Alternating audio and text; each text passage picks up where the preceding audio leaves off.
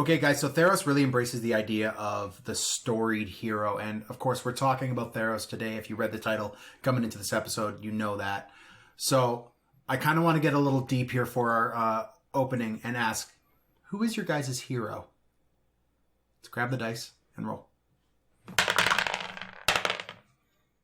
I got a 16. 13. I got a 3. Yeah. So my hero, funny enough, is one of my teachers from high school. Mr. Williams was a English teacher of mine, and he was like the one guy that really encouraged me to do a lot of writing. And I like to kind of put it on him that he's the one who set me on this kind of nerd path into being obsessed about books and D&D and fantasy and stuff like that. So I'd say it's probably Mr. Williams, if he's out there listening. I'm going to say this. Never trust anyone whose last name is Williams. I'm just going to leave it at that. That's fair. You know who you are listening to this, you son of a bitch. You know, I got a hard time with this one. I don't know if I have a hero. I have people that I have people that made very big impacts in my life. Yep.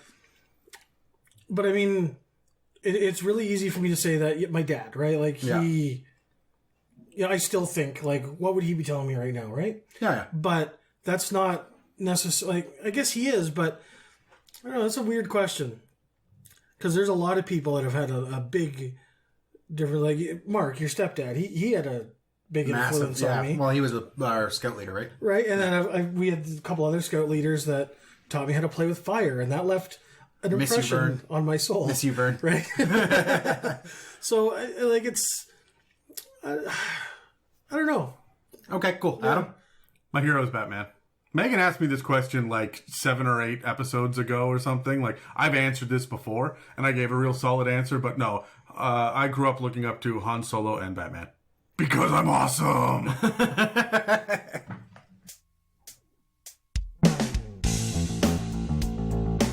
Welcome to the It's a Mimic podcast with your DMs, Adam, Dan, and Dave.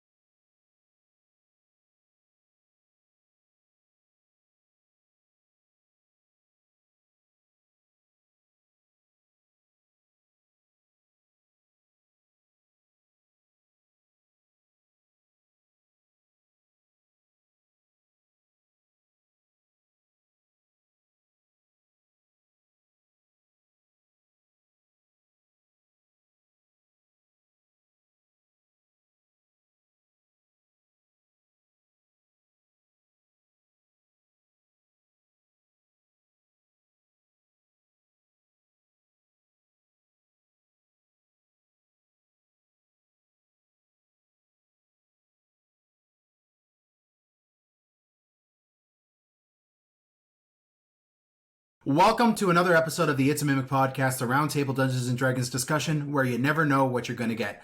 I'm Dan, and with me are Adam and Dave, and today we're talking about Theros. Boys, the book, as a digital book, has been out for a few months as of this recording. The physical book just came out like yesterday as of the time of this recording, so now you guys know how far in advance we're recording these. I ordered it an hour ago. Fantastic. But Dave, correct me if I'm wrong, the source material for Theros has been out for a few years now because it's another one of the Wizards of the Coast crossover with Magic the Gathering, like Dungeons and Dragons crossover with Magic the Gathering. Yeah, I think it was either 2014 or 2015 that it came out. Yeah, and I don't know, guys, like I was really excited about this one. I think that's one of the reasons why we selected me to be the Dungeon Master for this one is because we had... It's really focused on the pantheon of Theros, on the religion of it, and it pulls a lot from Greek mythology. I mean, you could tell by the name of like Mythic Odyssey of Theros. It pulls a lot on it. I'm gonna just shock you completely and rock your fucking world. This is obviously Greek heroic shit. Yeah. Because of the 6 letters in Theros, the middle 4 spell hero. Yeah. There it is. Like we're not beating around the bush on this one. Yeah. That is the only thing I know about it. That is it. Okay. All right. I know nothing else. You're going to teach me as much as you can teach anybody else listening. This is all Greek to me, Dan. Haha, well done. And it is. So basically, Theros is the ground adventures in the style of old-timey epics like the Iliad and Odyssey. It follows closely with the romanticized versions of Greek mythology. So the Greek pantheon, how the gods are not necessarily omnipresent or omnipotent, but they are divine, but just a step above humans. They're also immortal unless something happens to them. Yeah. Right? They will never age once they've hit adulthood, right? Exactly. And I mean, even the origin story of Theros kind of tracks with the origin story of the world in Greek mythology, where Titans came out of nothingness and then were struck down by the gods, who then ruled, and then more gods grew, and then more gods grew, and now we have the world. That's a very simplified version of the Theros and Greek mythology myth of creation. Now, with the entire realm of Theros, there's really three big things that they really try to hit home at. Is the ideas of belief, of faith, and of belief, of fate, and of destiny. So I'm just going to be covering these three things real quick as we kind of just establish this tone of what Theros is trying to get across here. Firstly, is belief is all important. A lot of the gods, a lot of the subtext of Theros is if you believe something hard enough, it will become real. Oh my God. So this is just Kuo-toa, the campaign setting? It's Kuo-toa, the campaign setting, without the blatant insanity. I'm pretty sure it's there, bud. Have you seen the alternative cover? So the way they phrase it in the book is that everything has been given a shard of capital C creation. So, or rather, all mortals have been given this shard of capital C creation, so that if enough mortals believe of a thing, be it a place of power or a god or an animal, that thing will come to exist. This, to me, who is a big fan of like cryptozoology and looking into things like the chupacabra and Sasquatch, which, I'm sorry, friends, aren't real in our current world, but enough people believe of them, they would be real in Theros. So, aren't they? Not proven, but they're fun little lore stories. Okay, so what's the difference between just fun little lore stories and faith? I'm legit asking because I think it matters to this. I'm not picking on you specifically, Dan. But because of the Theros setting, like how are we defining the difference between supernatural? That hag over there is said to have rumors about, and like these gigantic gods that are walking amongst us. Insofar as the Theros mythology and how this thing goes, I don't think there is much of a difference. Okay. In our real world, I would say rationality plays a heavy role into it. But insofar as Theros is involved, it's really not. There are only two gods listed in the list of gods that have been created by something other than the mass people's belief. And those are the gods Kruphix and Klothys, who are kind of the gods of the inevitable and the mystery. So the inevitable and the unknown. These are the two elder gods of Theros. And everything else kind of branches out from them. Now, the second of these three core features is fate. And fate is very, very Greek as a concept. And it is even more embraced here in Theros, where there are the fates who are weaving the tapestry of the mortal life, and the concept of you have a fate that you are making your way towards, and it is set in stone, it is pre-established. Are there the three fates again? The three fates exist in Theros. I went off, I don't know, episode late 20s, early 30s, somewhere about that, where I pitched having Klothys, Lachesis, and Atropo. Got it. As actual characters that you would end up running into and having to coerce to change the fate of the world back then. So it's cool that they've actually shown up in this. As much as I tried, I could not find their actual names. I'm sure they didn't use the real fates. the real Greek name. I bet that they're probably just hags. Oh, probably. That exists in the Ethereal Nyx, which is the name for the dreamscape that all the gods exist in. Oh, you're going to say the New York basketball team. No, that's a different dream state. You guys bother me. We know it's not a golden state.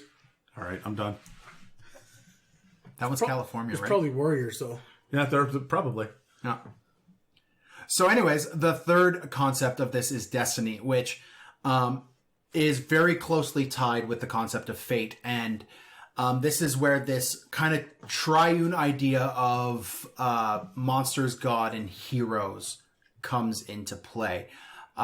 Every single mortal soul is bound by fate. They have their end dates kind of scheduled way ahead in advance. But a hero is very specifically defined as someone who breaks away from fate to chase a destiny. And a destiny is a different thread, which, funny enough, is the hair of the inevitable god Klothys. Klothys, hey, who is one of the... Klothys. Klothys. That fuck, all right. Yeah. I got excited. Is... So a hero is someone who chases after their destiny, which is something that they can is weaved into the tapestry, but the three fates don't know where it ends. Okay, so is fate just about your end date, or is it about all the things that you do? All the things you do in your life. So let me get this straight. Fate is the rules that Terminator 1 plays by. Okay. And Destiny are the rules that Terminator 2, the subpar and worst Terminator of all the entire series, in my opinion, that's where that lands. Yeah. Right? Where they just say, fuck all of fate and everything else, and we'll have this idea that free will is important because it's the 90s and we have a mouthy kid to shoot around. Yeah, pretty much. Okay, cool. Yeah, no, you and I had a massive discussion about this. I feel like it was yesterday. Yeah, it was like a week ago. Yeah. I went off on a rant about Doug James Cameron is a piece of shit hack. Come at me, bitch. I'm done. I'm actually on his side now with this. After the rant, I'm like, holy shit. Jesus. I mean, I don't disagree. But only my whole like easy step into like backing Adam on this was Avatar sucked. I hated that movie. Yeah. Sure. Yeah. And the Abyss is cheesy as all fuck. Great idea. If you take away his technical abilities, he is nothing. He is just a man that can point a camera, and it's kind of hackneyed. It's very cliche what he does.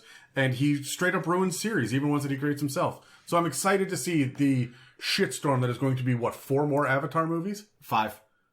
Did they get a full 6 movies? I think they're getting 6 movies, yeah. Well, that's a wank fest and a half. I liked his character in Future Man. That's really his most redeeming quality is in that, yeah. I agree. The fun thing about Destiny, and I'm just going to soldier on here. She is just the best stripper in the entire... No, that's Oh, Destiny those with tassels, a, that's a Destiny with an I. That's a Right. different Destiny. We're talking Destiny with a Y and a capital D. Again, Well, no, no. Fate does not bind the wills and the futures of the gods, but Destiny does. To the point where the other kind of primordial god, Kruphix, is the guard of Klothys's hair, which is the strands of destiny. I have his card. So if a Oh, do you? In Magic? yeah, so if a god attempts to mess with destiny, he has to answer to Kruphix, who is he's like the keeper of all unknowable things. Like, you will get banished as a god if you try to mess with destiny. Does he feel like Heimdall from the Thor movies? Just like sees all and knows all and... The thing is, he's still one of these gods. He doesn't see all, he doesn't know all. But in the way the gods work is in their portfolios, they have limited omnipotence, limited omniscience. But outside of these areas within their realms or their temples, they are just as blind and rely on the occasional bursts from their clerics or their oracles or whatever it is to get their information. Okay? So these 3 ideas of belief, fate, and destiny are really, really entrenched in the whole story of Theros. I want to sideline you just one real quick. any one of those is a great theme for whatever D&D campaign you're running. Oh yeah, right. Right. So the idea that the three of them are tied together is a lot of fun here. Yeah. So the idea of prophecy and your character being a chosen of a god is literally session 0 level discussions that they have now codified in this for you. And we'll talk about those a little bit later in this episode. Anyways, moving on.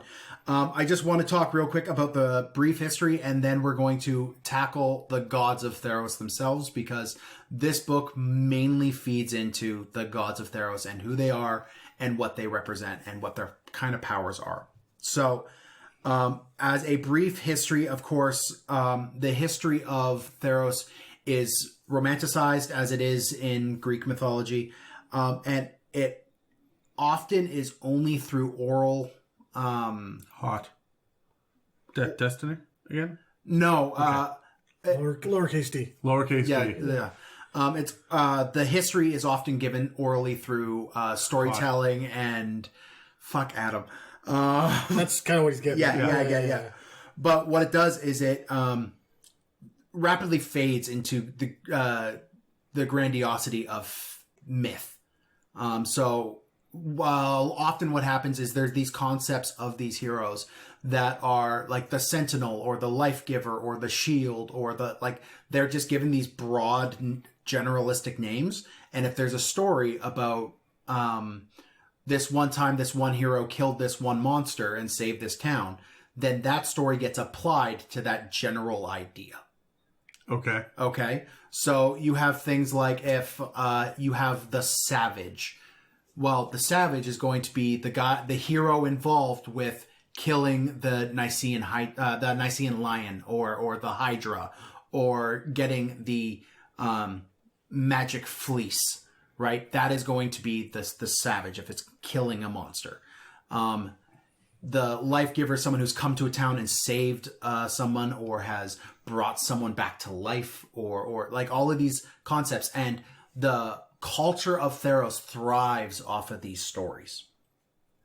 So hold on. So these are not gods themselves. These are not gods. These are heroic concepts. So because the hero is elevated in this spot. So this is something that this is a part of the culture that they have personified, but has no persona to it. Yeah. Right. Because this is a person. You are the savage. You are the, what was it like? Well, the thing is, your stories, the things that you do in life, eventually become a part of the savage's story. You, as you're going through your heroic journey, are never going to be called the savage. You might be called, you are like the savage, or you are, you have the spirit of the savage within you, but you are never the savage. Okay. It is when your story is retold hundreds of years from now, your story will be ingrained into the story of the savage. So you're not even a savage? No. Okay. Yeah. So with all of that in mind, having this idea that all of history is kind of this general concept, it's kind of peculiar that the one thing they all agree on is how this world was formed. So before man was capable of thought or belief, the malleable dream substance of Nyx created the Titans as an embodiment of humanity's fears. So the first big deific creatures walking around the world were these concepts of fear. A few of them they have listed are Kroxa, the Titan of Death's Hunger, which is fear, an entity that gluttonously consumes life. Oro, the Titan of Nature's Wrath, which was the fear of the wilds or natural disasters. There was Flage, the Titan of the Burning Wind, which was this fear of fire and destruction. And Skotha, the Titan of the Eternal Dark, which was all-consuming darkness. It's like the nothing in Neverending Story.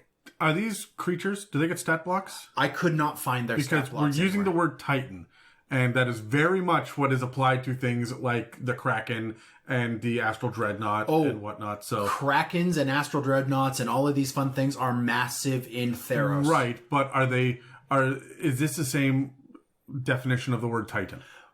Yes and no. Because the Titans here are nigh godlike entities. Well, I mean, you think about your regular CR 1/4 peasant versus the Tarrasque is a nigh ungood. But anyway, my point is that the definition of what a Titan is, you know how monstrosities have to be created by wizards or by mortals, and they're essentially bred or magically crafted into being. Yep. Titans that's done to creatures, and then they become Titans if a god does it.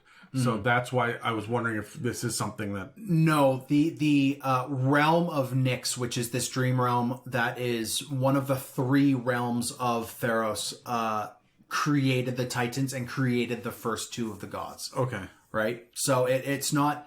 I mean, it's from this general sense of fear and belief in the fears that kind of drew these entities out of Nyx, but they're not statted up. There are some Titans that are statted up later, but these ones here aren't statted up, because what happens is Klothys and Kruphix banished them into the far reaches of the Nyx, and there they are watched in their eternal dark prison by Kruphix. Okay. Yep. From there, the other 15 gods started to spring, or the other 13 gods started to spring up. There is rumor that there were more gods, but then people just stopped believing in them, and because they stopped having any sort of faith being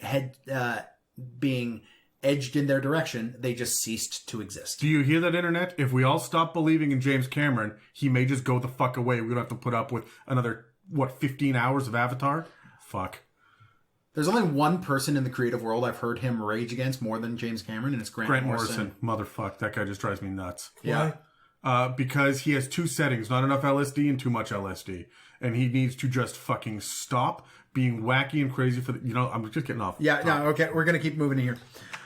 So, the idea of the gods is... He fucking ruined Batman. That is why. Anyways, god damn it. Please.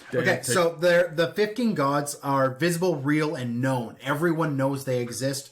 They're generally worshipped, but some say the gods serve a higher being above them that is kind of unknowable at this point. It's just kind of rumor. The exception to this rule is the Leonins, who are one of the new races in Theros. They are these large lion men, humanoid lion creatures.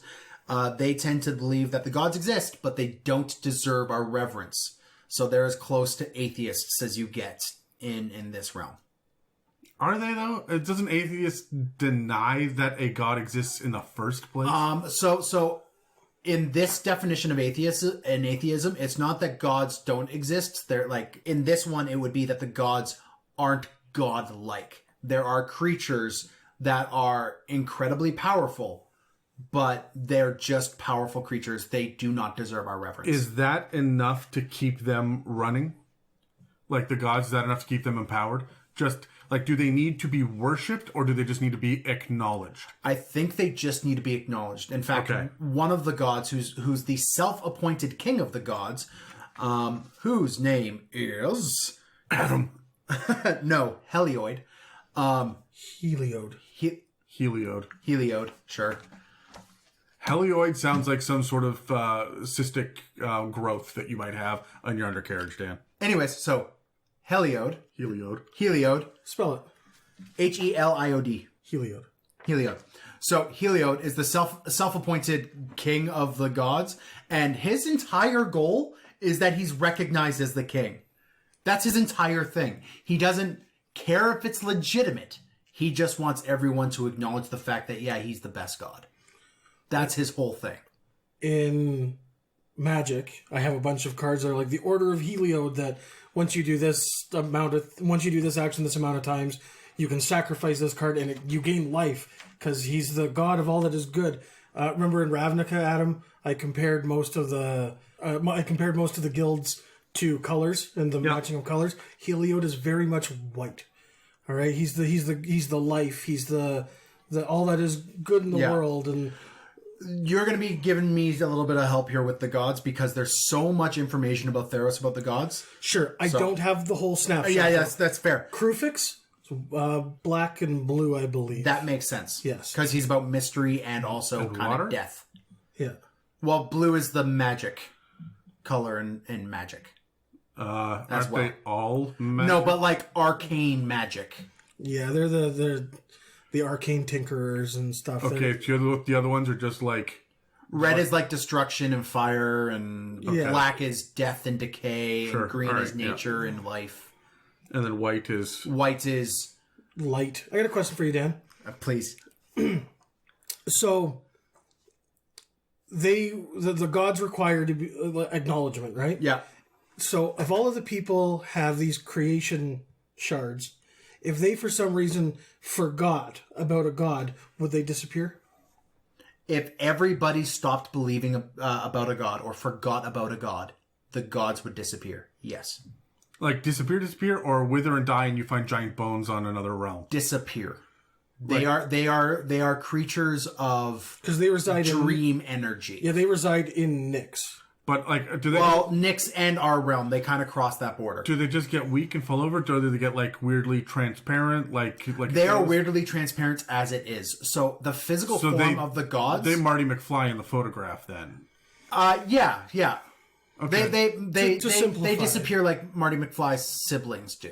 Yeah. Okay. If you stop believing in them. Sure. Okay? So the gods, like I mentioned earlier, aren't omnipresent, aren't omnipotent. They For fuck's sakes, omnipotent. whatever. They kind of speak through their oracles to the world at large, and have some little spots where kind of that tissue between Nyx and Theros is thin, that they can that is within their domains, within their realm, within the portfolio. They can talk through that as well. There's also some ways that they could give omens, which is a mechanical thing that will help DMs. Cool. And we will talk about that again a little bit later this episode.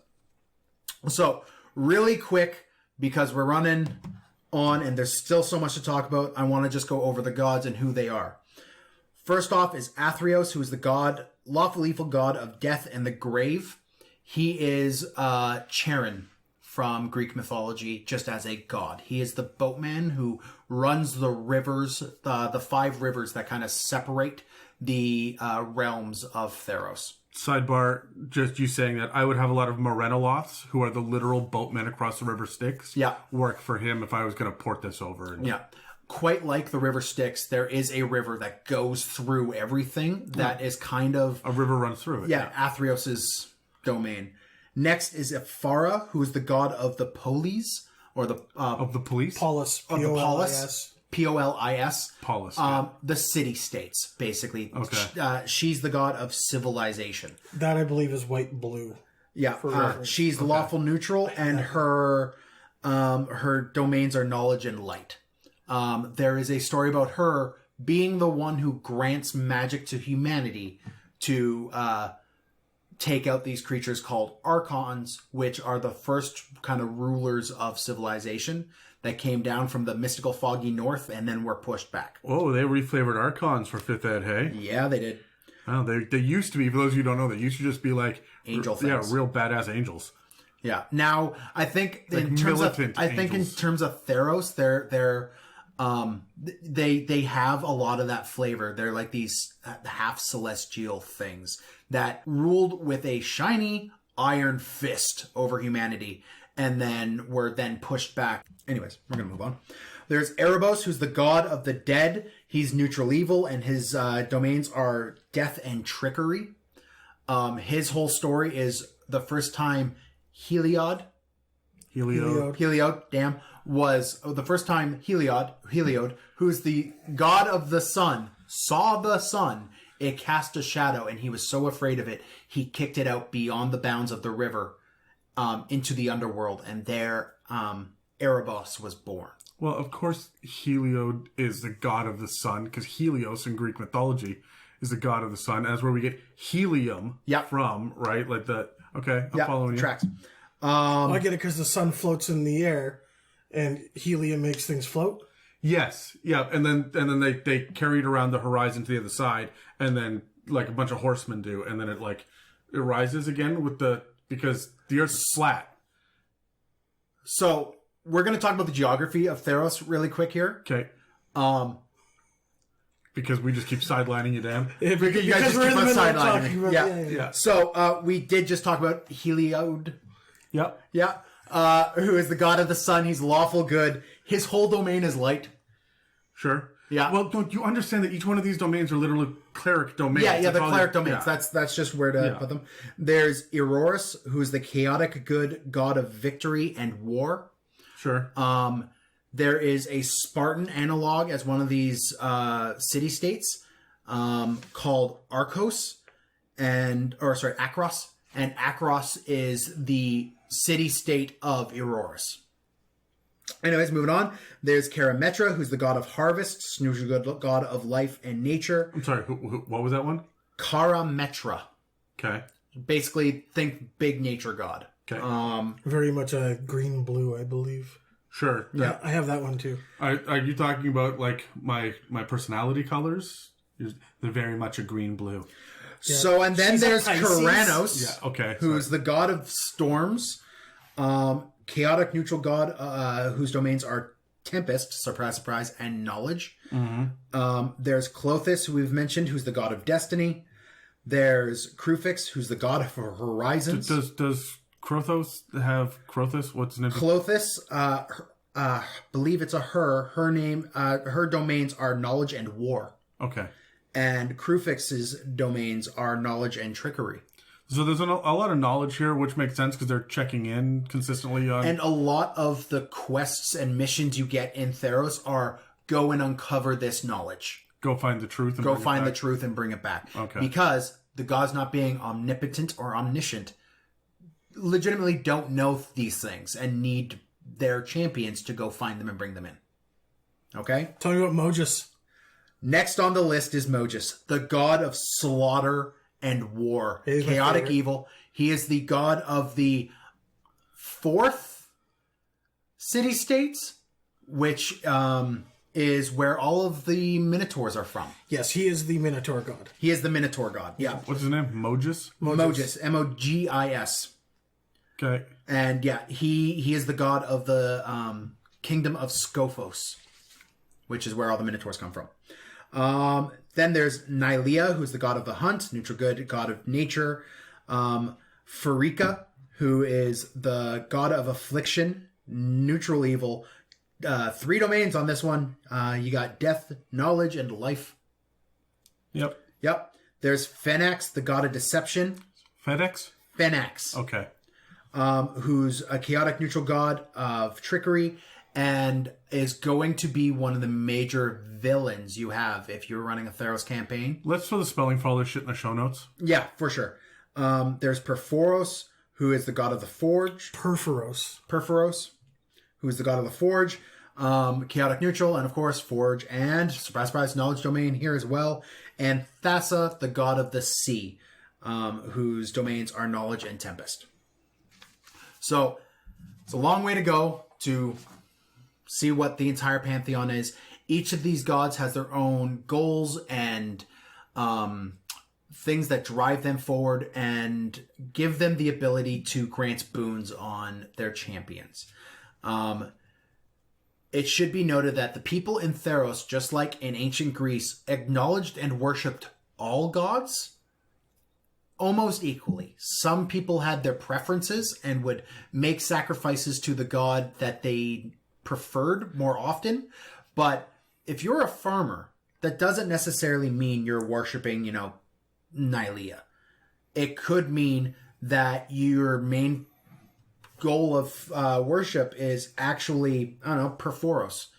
And Phoberos. yeah, but you would still give offerings to Nylea to aid your harvest. Well, okay, so the way that it worked in Greek mythology, as I understand it, it's been a while since I've done a deep dive into the Iliad, but as I understand it, you don't have a god that you believe in because all gods exist. What you do is you invoke the favor of, and you can become a herald or a priest or priestess or a prophet of one of them, a champion or hero, whatever you want to call it, so that you have your direct boss, Yep. But the rest of upper management still exists, right? You're not necessarily out of the data entry pool answering to everyone. You're lower management. So for the general common folk, they worship all the gods, everything's fine. There are no real champions.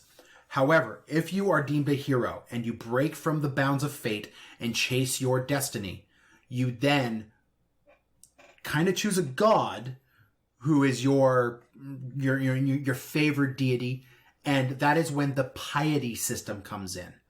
And the piety system is another new system in Theros that is you gaining favor with a specific god through doing deeds that they want to gain boons.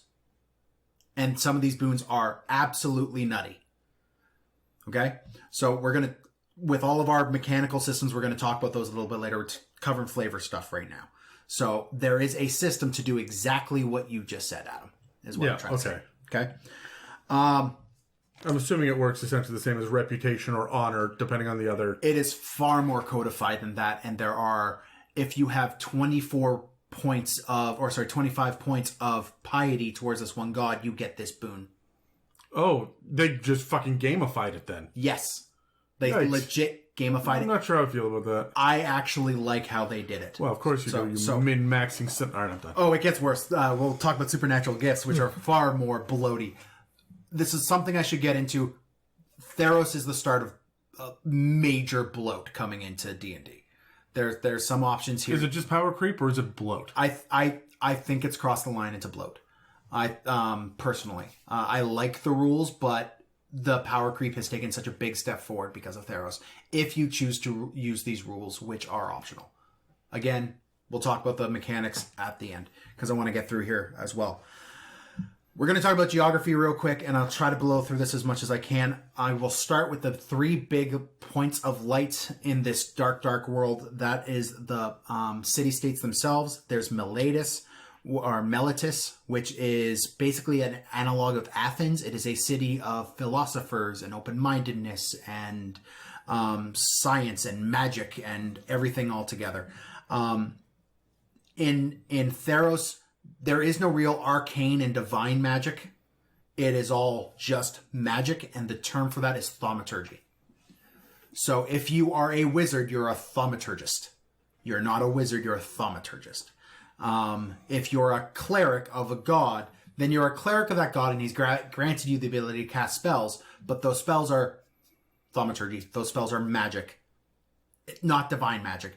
If you tried to separate them in normal conversation, people would look at you weird if you were doing that in Theros. Like if you just talk about D&D out in public. Kind of, yeah. That same, really, look, you'll get that. It is the largest of all the city-states and houses things like the Dicachia, which is the magical academy, the Pernos, which is a tower of magically imbued stone slabs of just knowledge that they build, and has built this large glowing magical tower in the middle of the city that at one point in time was knocked over by a kraken, and they have since started building it back up. Meletis is a harbor city as well, and it is very welcoming to non-humans as well as people from other city-states. It is the widest open doors of a city inside of Theros. Next, you have Akros, which is a mountain city. Its closest analog is Sparta. Every single citizen, if you are a citizen of... Can you just say this is Sparta for me? No. All right, Dan. So, Akros... This is Sparta. Thank you. You're welcome. Every single citizen of the city has mandatory military service. It is ruled by a hereditary monarch who has a democratically elected council that he is beholden to in some ways. It is very much ruled with a class system, has a large coliseum and temple in it called the Temple of Triumph, which is where like the Olympics happens. Just the Theros version of it. Finally, this third city-state is Setessan. Akros has a lot of hop lady kind of creatures and stuff. The hoplites are a entire new grouping of NPCs and monsters that you could throw in, along those same lines as like bandits and wizards of Thay and shit like that, right? So the third major one, Setessa, is like Themyscira. It is ruled by women. Women are heroes through martial means, but men have to do so by finding their way. They go through a trial and then are kicked out of the city to go wander for a bit, and then they could come back to the city. It is ruled by women. There is no marriage. All family lines are traced through the women. It is very much Amazonian Themyscira kind of feel to it. The big thing about this city that I really like is parentage is incredibly important in Theros. And even more so inside of Setessa, where children are elevated if you are an orphan or you... Like with a levitation spell? No, like as cultural goals. Raising these children to be strong, productive members of society is kind of a goal of the city, to the point where children who are raised within the orphanages of Setessa are called the little bears of Setessa. Okay? All of these, for the most part, are ruled by an elected council. Finally, we're just going to go over a couple of other random locations within Theros as a whole. There is Oreskos, which is the home of the Leonins, who are the race that was subservient to the Archons when they were ruling the world. And when the gods kicked them out, the Leonin got upset, and now the Leonin typically don't like the gods. Oh, so this is a, I see you there, but I refuse to respect your authority. Kind of, yeah. So the Leonin are just a bunch of little bitches? They're cat folk, so no. No, they're like fierce friggin' warriors. They are fierce but they're warriors. whiny about the gods, is my point. No, I wouldn't say so. I think they are just belligerently. So they're like a cat when like don't knock that off the table and just looks at you and does it anyway? Yeah, kinda. Okay. They are a matriarchal society of prides that come together, and once a year they vote in what is called the Speaker, who is the one Leonin to go out and kind of gain information and see where the world's at. They're fairly enclosed society outside of that. Now, their current ruler is this guy by the name of Brimaz, who's been the Speaker for 8 years. It is incredibly rare for him to do it, but every single thing I've read about him is he is kind, humble, fierce in terms of protecting his people. Sit a while and listen. Yeah, he's kind of this great, lawful good paladin kind of character. The geography of Oreska is kind of rolling plains. It's very plains of Africa kind of feel to it. Grasslands to it, right? Next is Phoberos and Skophos. Before you move on, did you come across a creature in your Leonin research called a Johnny? Yes, I wasn't going to mention it. Okay. Why? What's a Johnny? Now we have to mention it. In Magic, a Johnny's a planeswalker. Okay. He's a very powerful Leonin planeswalker who is, I think one of the cards, he's a Johnny, Mentor of Heroes. And he's very prominent in the Theros storyline in Magic. He is as well inside of this. Okay. Just like Jace is in Ravnica. Yeah. Just like this big epic personality. Yeah, okay. So there's Phoberos and Skophos, which is, again, like we said, the home of the Minotaurs. Those within the city are kind of your normal, the city-state of Skophos are your normal medium-sized, the more civilized Minotaurs. But the second they go beyond those realms, roaming the plains of Phoberos are these large traditional Minotaurs who have succumbed to the rage of Mogis, the god of slaughter. So you have large-sized Minotaurs moving around. The thing I love about Skophos that I should mention is it is a literal labyrinth city. Which is why Skophos had to get all those blue tattoos to break free of the prison, right? In the first episode of... That was Schofield. Right. Okay, I'm sorry. I got...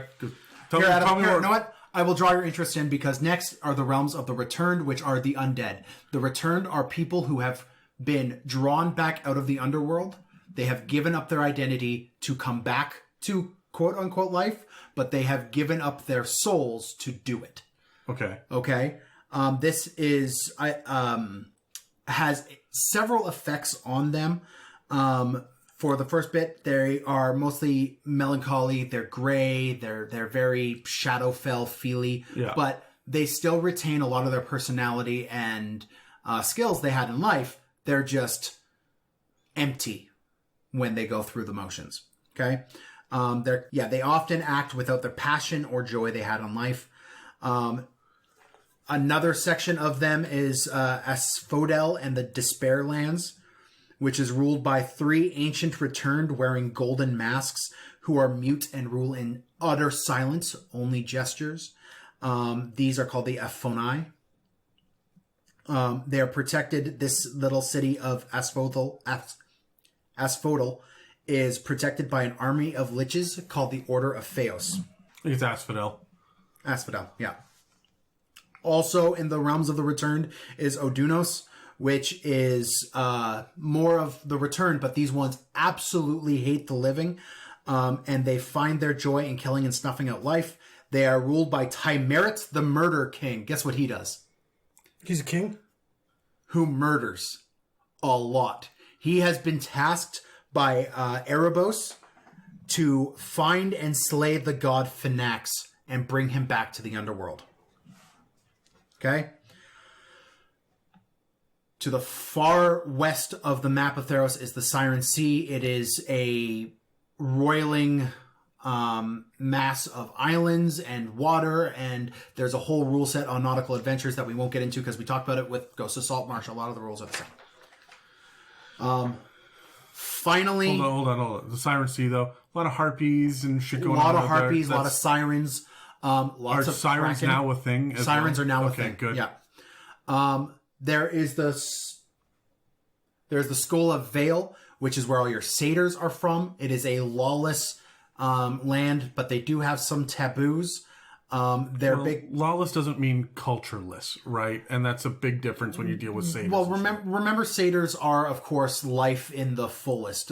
They have a saying, make merry in any way you please. It's fine, just as long as your merriment does not impede in another's ability to do the same. Sure. Okay. The closest thing they have to a leader are the Sibyls, who have actually been granted limited foresight. They can look into the future a little. They can look into the future a little bit, and the oldest of which is this Sibyl named Kresna, who insists that the more she drinks, the further into the future she can see. Okay? Me too. Yeah, right? And then there is the mountains, Veles and Vesios, which are 2 massive volcanoes. Vesios. We're going to sit down and have a talk. I keep looking at your notes from across the table and being like, Dan, have you never heard a Greek word before in your life? I studied Greek in college. Okay, so it's... I have no excuse. I understand. Yeah, this. goddamn, Dan. You are just butchering this language. Yeah. Thraxis, who is a ancient red dragon, lives inside this volcano. It is also the home to the god of the forge, Phoberos. Phoberos. Are you sure it's not Threxes? Thraxes. Thraxes, yeah. To think of like Hercules, the ESN at the end is I'm going to just start nitpicking if I'm going to shut up. I'm just going to shut up. Okay. I doubt that. To the far east are the Oraniad Mountains. They're mysterious and mighty, but their big claim to fame is that they are, because they're the tallest mountains in the realms, they're really, really close to Nyx, and this is where you could cross the realm into the world of the gods, into the realm of the gods quite easily. So should you survive the journey. Do you climb a mountain up into the clouds and see dreams? Is that what this is? Kinda, yeah. Okay. Yeah. There's a couple things to note here, like the Phoenix Stairs, which is a stairway of natural hexagonal pillars that leads up to a small caldera where the Phoenix lives. There's also the Winter's Heart, which is an ice volcano that the mere air around this thing can turn you to solid ice in an instant. And at the center of which is a creature made of complete glass with a magical crown that not even the gods will talk about. There's some shame there. Of the Glass King? No, it did not give me a Her name is Destiny. Finally, we're just going to talk about Nyx real quick and the underworld. Nyx, which is the dream realms where there is stars. Basically, the whole idea is the sky of Theros is actually dark. There are no stars, but Nyx, which is the sky you can see, contains the stars within. There's 3 main locations to Nyx. There's Mount Hyastos, which is basically Mount Olympus. There's the Mystic Sea, which is basically the Astral Sea. And the Tovian Fields, which is basically Valhalla. Warriors go there to fight endlessly. In the underworld, there's the Tartix River, which is the river Styx. This connects everything to each other. There's Agonis, which is the home to the honorless warriors who died without honor, or even merchants and evil thieves and stuff. Those without honor spend their afterlife in Agonis. There's Philius, which is basically the purgatory of masses. It is an endless realm of just masses of bodies wandering aimlessly. You're basically dropped, and that's where you will spend the rest of your existence. There's Elysia, which is the closest thing to heaven. It is peace, eternal. There's Neurono, which is a realm of nature and ocean.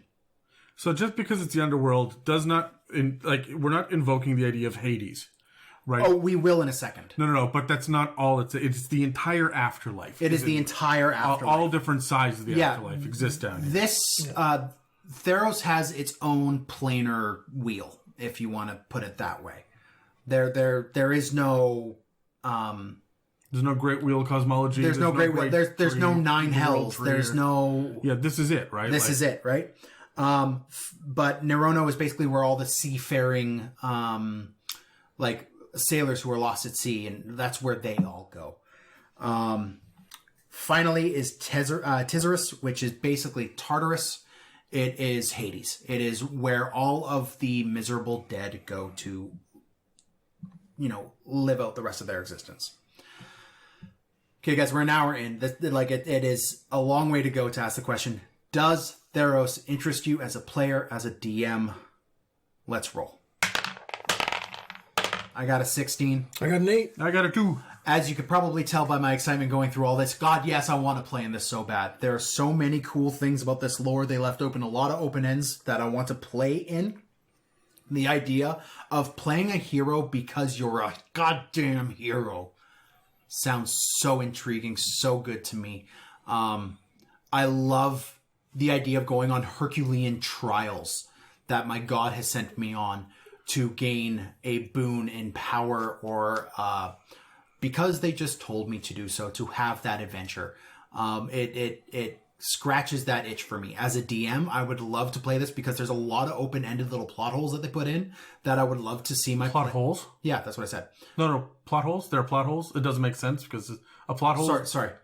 There are fun little plot threads that they have put in that I could tug on and really play with the idea of the fates and destiny and this weird pantheon and this weird idea of belief, where if suddenly nobody believed in this one thing, it would go away. Or if a bunch of people believed in this one thing, it would appear. I love this idea. I love Theros. I really want to get into it. I've never been much of a Magic player in the past 15 years. I played a little bit way back when. The fact that there's this much lore in it now is just money to me. And I really, really, really want to do more of a deep dive into this. Yeah, no, absolutely. This is right up my alley. I know a lot about this. Even just you talking about the different names and places and stuff, I'm really getting the feel for the cards that I have, right? Like, yeah. I understand this story really, really well. I would love to dig into this as a player because this is a theme that I'm familiar with. This is something that I can really, sink my teeth into. I can use the artwork on the cards as inspiration, even as a DM. And I got a player at my table, Kyle, who him and I would just sit there and play Magic back and forth. And that was Theros was peak. Right when we were playing, it was Theros, Born of the Gods, and Journey into Nyx. Those were the 3 expansions for that one. So Kyle and I would I think him and I could have had some epic battles with some of these creatures and stuff. So I'd be interested to get into that as well. Adam? I don't know, man. Maybe this doesn't wow me as much as... Look, there's some stuff that I like about this. I like the world in and of itself. I am very curious to see how a lot of the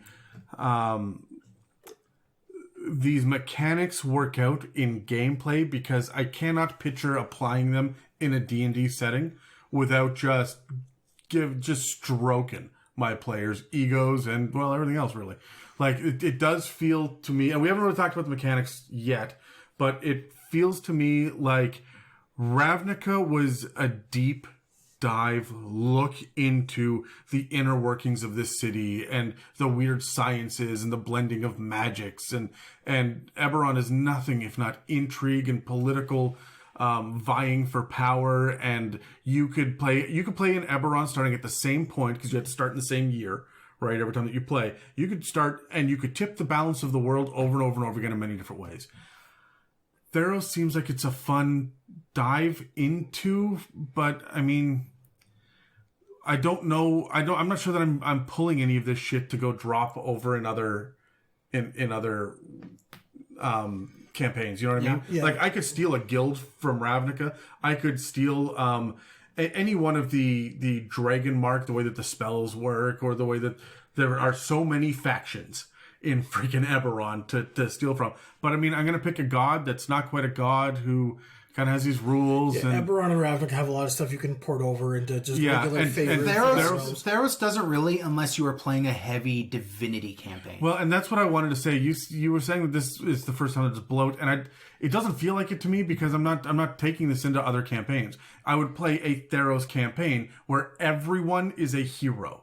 That is the story you tell, so everyone's on the same page. You're not dealing with a purple dragon knight walking in here, right? Like, you could, but they're still going to get these epic boons and heroic deeds, and like, everybody's going to be this like, it's right in the name, the Mythic Odyssey, right? Like, it is huge. It's legendary storytelling in here. Yeah. And my problem with legendary storytelling, I love it for myths, I love it for legends and lore. I like to read about it. I don't want to play it in D&D because I can tell you now how that story ends while I'm building my character. There doesn't seem to be a lot of twists and turns like there would be in Ravnica or Eberron. This would be... Yeah, there's not a lot of intrigue in this. Yeah, do you want to play classic heroic D&D, not in the Forgotten Realms? And we don't really have anything for Greyhawk yet, or some of the other, like the Dragonlance, right? So if we don't have this... This is a great opportunity to do that, right? Like, I'm going to bring people over and we're going to play in here, and it's going to be awesome and epic. Everyone's going to play in Theros once, and then we're going to move on to something a little bit deeper.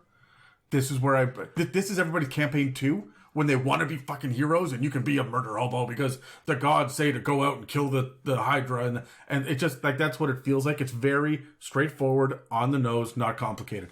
I would play this with teenagers.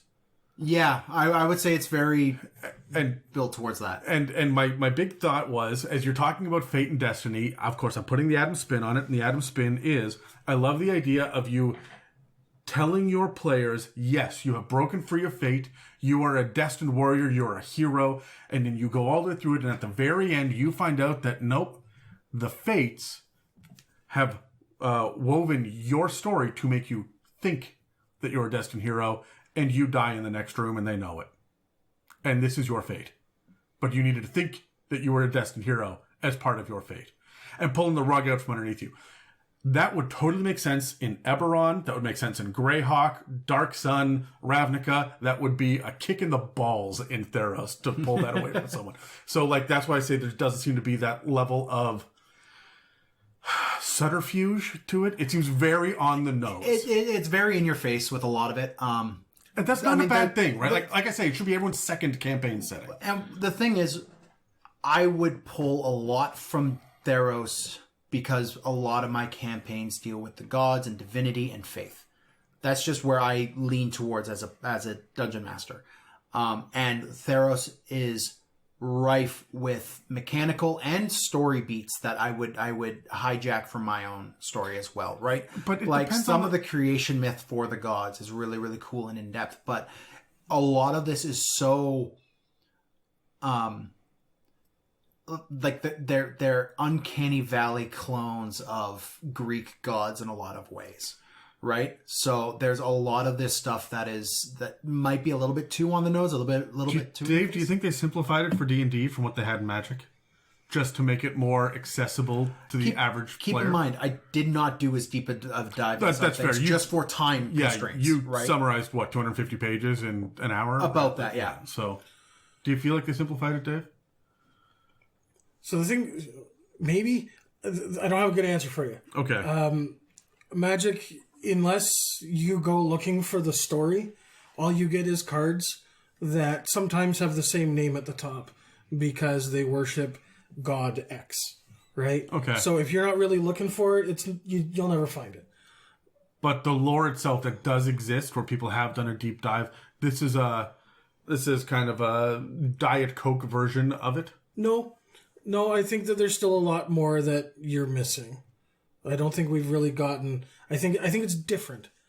Okay. It's the same flavor. It's different. I think one of the main reasons why I like Theros so much is because it's not Into the Abyss. It's not Curse of Strahd. Like, it doesn't bear with it that gloomy, melancholy, there is a edgelordy darkness to 5th Ed, isn't there? Yeah. Like, as a general rule. This is very much a ha-ha, warriors to it, right? And I love that idea. I haven't really felt that since, oh god, Horde of the Dragon Queen was really like, hey, we're the destined heroes, we're off to go save the freaking world, right? And Acquisitions Incorporated book was very much like that as well. Yeah, but I mean, that was very much tongue-in-cheek with it all as well, because you had, like, organizational corporate rules in that but the story itself that's in there is very, very heroic and whatnot. And so we do get a little bit, this is the on the nose, here you go. I think this serves a purpose in D&D. Yeah. I think it's needed in 5th Ed, and I think a lot of players are going to love this and are going to drift towards it. For me, I want the monsters out of it because I want the big, bad, scary Greek monsters because that's badass. Mm-hmm. I want to know another way of looking at gods because this is yet another way of looking at yet another pantheon, right? And I am bored with the Forgotten Realm gods. Fair enough. Right? I just am. They're just boring. We just finished recording the Faiths episode of Eberron for the Touring the Multiverse campaign. And it doesn't really get into gods, capital G, right? Like, it doesn't deal with that necessarily. There's just faiths, and you believe in the progenitor dragon or super powerful beings. So this is yet another version of a way to look at a pantheon, because I think a lot of players, especially young players, whether or not you agree with this, that's not the conversation I'm having. There are more atheists playing today than there were in previous years, in previous decades.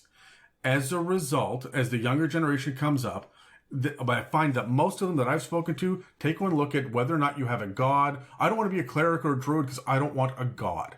I don't care about a god. And you can tell 5th Ed is leaning away from that with domains. Mm-hmm. Paladins don't need that They divine. very intentionally took a step in that direction, I think. Yes, and this brings us back to it with a unique look that I think is really badass and cool, and it doesn't feel like you are quote-unquote religious as a part of this. You just have almost... This is a half step between a warlock patron and a traditional god, right? Very much it is. In fact, when we get into the rules and actual mechanics for, like, the piety mechanic, you'll see just how much that rings true, which we will do after commercial. Hello, everybody. You guys know me as Coffee Bitch Dave. You've heard me on quite a few episodes at this point, as well as the Call of Cthulhu miniseries. I'm hijacking this commercial spot right now just to let you guys know a little bit about the campaign builder. Adam and Dan are super into this, and they've done a really good job at not just helping you with the 3 pillars of D&D, but almost that 4th unknown one, and that's the transition between them. It really helps you learn a little bit more and keep your players engaged, which is one thing that I've found can be kind of hard. It's that downtime between exploration, role-playing, and combat, and they do a great job. Anyways, guys, check it out. You guys will like it. Go do it now. I mean, maybe not right now because you're listening to another episode, but like when you're done, go to that now. Do it. Do it. Do it. And now back to the episode. All right, guys, welcome back. Topic 2 of Theros here. We're just going to talk about some of the denizens, but first we're going to talk about some of the rules of Theros. And we've mentioned it before. We really need to get into it. It's the big one, the idea of piety. Now, piety is a stat that when you choose a god to be the champion of, or between your discussions with your DM, the god chooses you, you start with a piety score of 1. This is a legit mechanical boon that you will get. Now, based on your god, as you do deeds and tasks that they would like, it doesn't even necessarily need to be a mission, but something that is significant enough to A, draw their attention, and B, further their goals, you will gain piety points. Now, an example of this is Athreos, who's the river god, the one that's kind of like Sharon the Boatmaster. It's all about balance. So and balance between the realms. So if you kill a guy and then save a guy's life, Athreos will be happy with you. I got a question. Is alignment stressed hard in this with the gods? No. Cool. Okay, I just wanted to... A lot of the gods are very much, they're lawful evil, but like you could be a good worshiper of Mogis. Sure. Okay. Right? Who's the god of slaughter. Right? You're just It's probably pronounced slafter, and you know it. No, it's not. I mean, you would just end up being a gladiator if that was you, or maybe a chaotic good banditman or something like that. Like they're You can just be a really good fighter in an army. yeah, right. The idea of alignment to the gods isn't really a big thing. Good. Now, other thing is Farika is wants all knowledge everywhere to be uncovered by mortals, and will seek her, send her champions out to do that. Heliod, And it's Farika. Farika, okay. Heliod wants ultimate order in the world, mostly so everyone recognizes him as the king of the gods. Damn it! But Phoenix, the god of deception, delights in lies and betrayal. Phoenix. You're messing with me now, aren't you? No, I'm Look. So, as a general rule, when it comes to Greek pronunciation, you stress the first syllable. No. Yes. Odyssey, Hercules, Iliad. As a general rule, you stress the first when it comes to nouns. When it comes to names of things, you stress the first one, right? Phorax is another one, right? Like we can go through Phoenix. Heliod, right? And so that's what it is. And most of them, but not all, most of them, if they end with a single vowel and then a single consonant, that vowel makes the sound of its like full round sound. Heliod, Hercules, right? Like that's the rule here.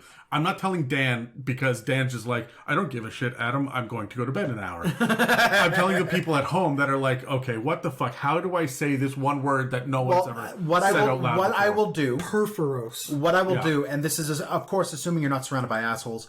The thing that they taught me in Bible school was if you ever encounter a word that you're not 100% sure how to pronounce, just say it quickly and with confidence and move past it as fast as you can, and you should be fine, right? Because a lot of the words biblically are hard to pronounce. I have a lot of trouble pronouncing words on my best days. So I'm just going to roll with it. And if I pronounce it Heliod in 1 second, then Heliod the next second, then Helium a second later. Ask for clarity. I'm not going to get offended, but no, that's fine. But there are some people out there that will be sticklers for the constant pronunciation, and especially they DMs. need to unclench. No, absolutely not. Greek has rules the same way that I can make up, fake sounding words in English or in French or in Italian. And there are general rules. There are exceptions to them, but those are the general rules on how to pronounce in the Greek language, right?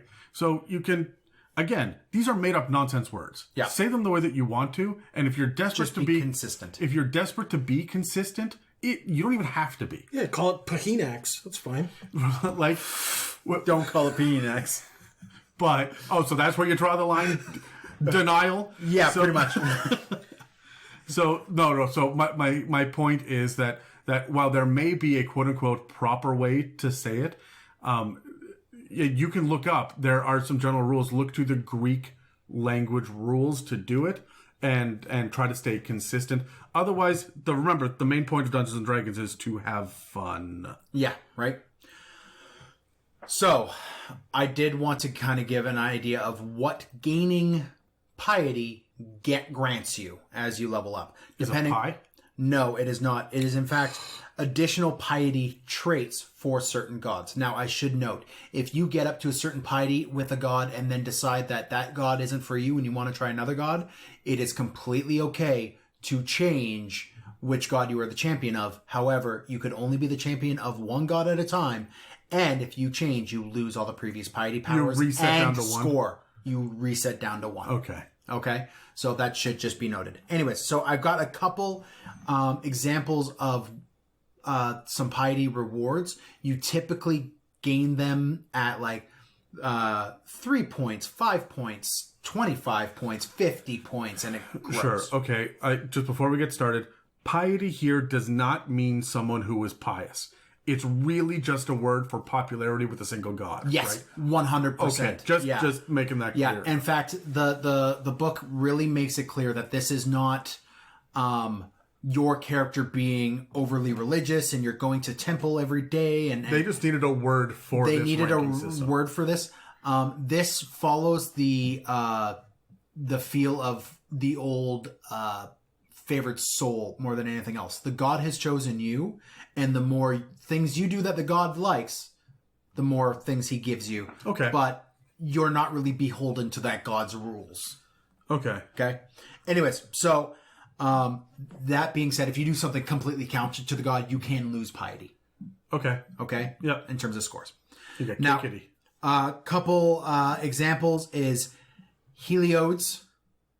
Yep. Cool. Devotee. As a devotee, you get this at 3 piety score with Heliod. As a devotee, you have proven yourself worthy. You've proven yourself a worthy champion of the sun god. You could call on Heliod's favor and cast Bless with this trait, requiring no material components. Heliod's blessing manifests as a nimbus around the affected creatures, causing them to shed dim light in a 5-foot radius until the spell ends. You can cast the spell in this way a number of times equal to your wisdom modifier, and you regain all expended uses when you finish a long rest. Wisdom is your spellcasting ability for this modifier. Are there different ability stats? Like, are there different scores or different abilities for different gods? Yes, every single god has like 5 or 6 different piety rewards. No, that's not what I'm asking. Is there always wisdom for every god? No. Okay. No, so, it depends on what the god is. It switches. Okay, good. So, like, I don't have to... Because this was like, oh, okay, I guess I'm playing a cleric or a fucking ranger. Well, I have an example here for you. Thassa, who's the god of the sea. If you have 10 points in piety with her, you can cast Blink with this trait. Once you cast a spell in this way, you can't do so again until you finish a long rest. Intelligence is your spellcasting ability for the spell. Okay. Right. And are you hitting people with your glorious nimbus for this one as well? No. Basically, that glorious nimbus is just going to be part of you being a devotee to the god of the king of the gods. Makes your nimbus grow and Yeah. Okay. People are like, wow, what a nimbus. Another quick little example of this is with 25 points in Phoberos' piety chart, you get to be his disciple. While you are standing, an effect would push you 1 foot or more. You can use your reaction to not be pushed, period. Oh, shit. All right, cool. So if you want to move me, no. All right. Okay? Yeah, but that takes 25 pieces of piety to do, right? Yes. Now, as with most things like this, if you have 25 pieces of piety... I think there's slices of piety. Yeah, Oh, right, yeah, 25 slices of piety. Is there a chart for it? So as you can tell, with each god, depending on the goals, there are 15 gods. Each of them has 6 options. I'm not going over them all. Why not, Dan? Don't have the time for that shit. So look into it. There's a lot of really cool abilities. This is something that you're going to want to do before you really get going in the campaign to figure out which god you want to become the champion of. Now, as you gain in levels with them, your powers get more and more pronounced. And if you have 50 points in piety, you still get to use the abilities that you got at 5, 10, 15, 25. You don't replace it, you stack. You don't replace, you stack. That is a common thing with the new rules that are coming out. These abilities stack. Next, and this one's going to be for you, Adam, are going to be some omens. Now, omens work in two ways. One, it is a D100 chart, basically, of really cool omens that could randomly happen around your character, or, as they recommend, have one a character's creation that happened around your character when you were born to mark you as a member of that god's retinue or a champion of that god or whatever it is. Now, if you would like to be a little bit more specific with your choices there, you can break that up into into the gods themselves. Have a list of a D6 or a D8 that you would roll for a cool omen that your god can speak to you during the game or happens at your birth. Some of the examples of this are if you have this Ephara omen, carved image or face-like pattern on a wall moves and starts to speak to you, or speak in general. If you want this omen of Erebos, the sunlight does not penetrate a very specific area, and this could be in the middle of a street. So, okay, all right, I gotta pause you. These are not your traditional omens of the crow caws 3 times. Some of them are. Or you step across and you see 3 iron rods pointed perpendicular to... These very much can be. There is shit like that, Yeah. because this sounds like big, epic god interference omens, as opposed to the standard superstitious omens that we see for orc tribes and hags and shit. Well, I mean, it like Blair Witch level, like... tokens in the woods, they're not quite that. Some of them do kind of feel that way, but a lot of them are the big god interference. Like, the omens are from the gods. I feel like with the regular omens, if your players are not paying attention, they can just miss 7 or 8 of them in a row. They're not going to miss this shit. No. And all of them are weird enough where you stop. Like, if a wall starts talking to you, you're either had some really, really weird mushrooms on your pizza, or you should probably listen to what the wall has to say. Right? It says that we don't need no education. Next are the supernatural gifts that you get. This is the thing I don't like about this book, because these are options you get as a level 1 character. They are boons that are granted by the god that you can replace with legit feats if you want. This gives characters feats, every single character at first level, 1 feat. But this is why I say that this feels like Theros only. I'm not going to port this shit over. Like, it doesn't feel like bloat because everyone's moving together. I feel like this is kind of cracking the seams at bloat, because now that they've kind of codified a system to gain a feat at first level, I could see a lot of tables porting that over, because it is a very common thing from 3.5 days, you got a feat at first level. Yes, but you see, I don't consider that bloat. It's power creep. Right? Because now my monsters aren't as powerful, so they gotta come up. But I'm not, like, weighing down the fucking storyline, right? Or saying, well, technically, you have to own these 3 books in order to truly understand how a Goliath society... That was what 3.5 bloat was, right? Yeah. So... I want to go over some of these supernatural gifts that are listed in this book, because you might change your tune. One of them, the supernatural gift called Heroic Destiny, which basically... For your entire time in this game, you have advantage on all death saves, and once per long rest, you pop up when dropped below 1 hit point. So if you hit that 0 hit point, you pop up with 1 hit point, and this is a feat you can take at first level. It's power creep. There's also Inscrutable. So you gain psychic resistance and immunity to any mind reading or emotional sense. Insight checks against you are rolled at disadvantage. Full stop. There is Becoming a Nyxborn, where you are basically a demigod. Once per day for 1 minute, you throw on your shadow cloak, which is one of your abilities. Basically what that does is all attacks against you, just attacks, have disadvantage for 1 minute.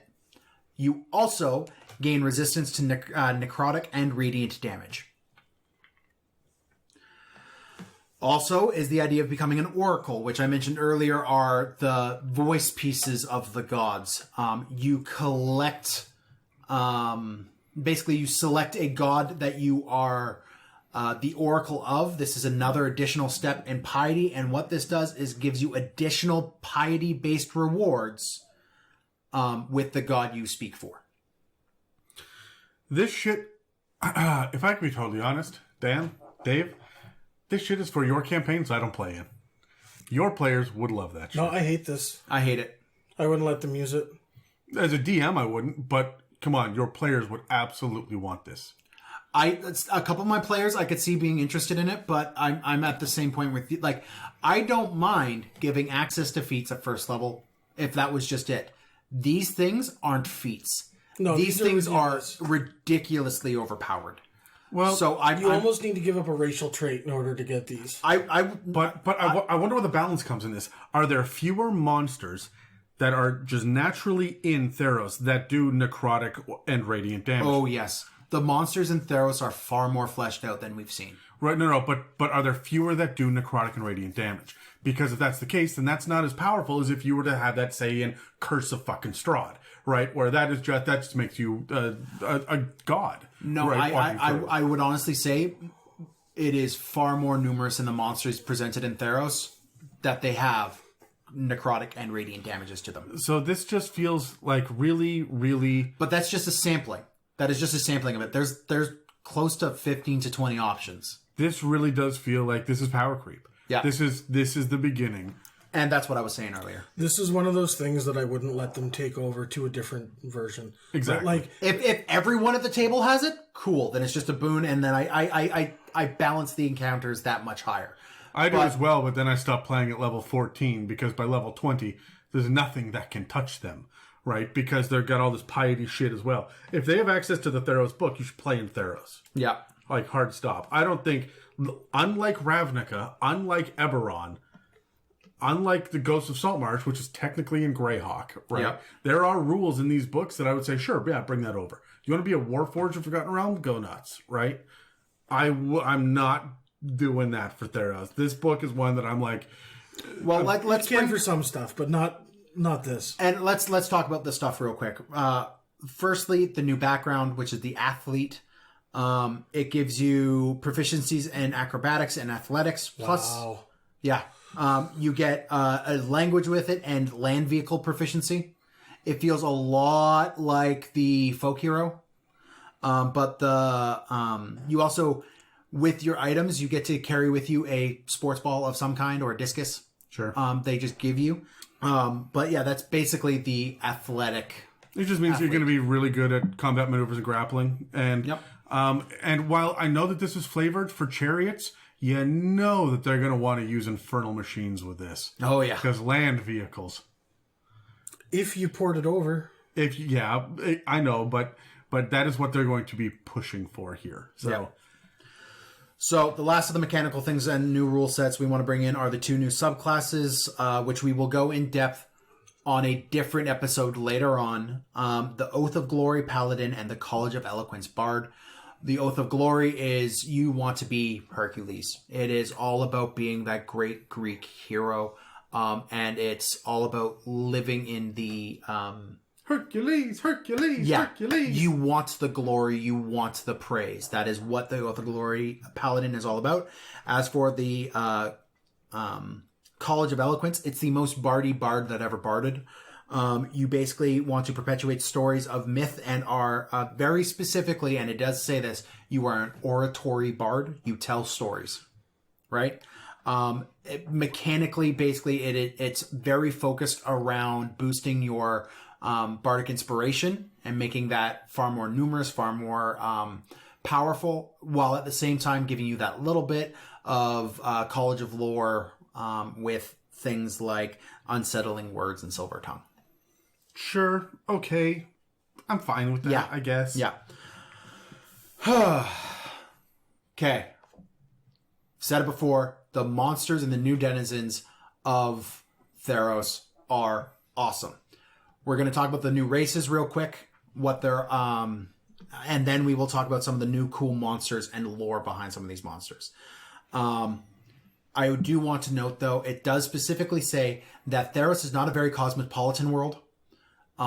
I scoured the book, and I could not find any mentions of gnomes or tieflings or... We run into this with Ravnica as well. Like, it's a closed door. Yeah. Right? Like, you don't get to be some races in here. Well, it's funny because they actually... The thing that really got me searching was the fact that there are 9 main languages on Theros. There's Common, Giant, Leonin, Primordial, Minotaur, Sylvan Celestial, Draconic, and Sphinx. Those are the only languages. Okay. There's not Orc. There's not Dwarven. There's not Elvish. Yep. It's weird to me. But knowing that it's, Greek epic flavor, I guess that makes sense. Humans are far more numerous in this than other races. Not saying that you can't have them, but it doesn't Yeah, lead humans toward were running into harpies that could speak and satyrs and... Yeah.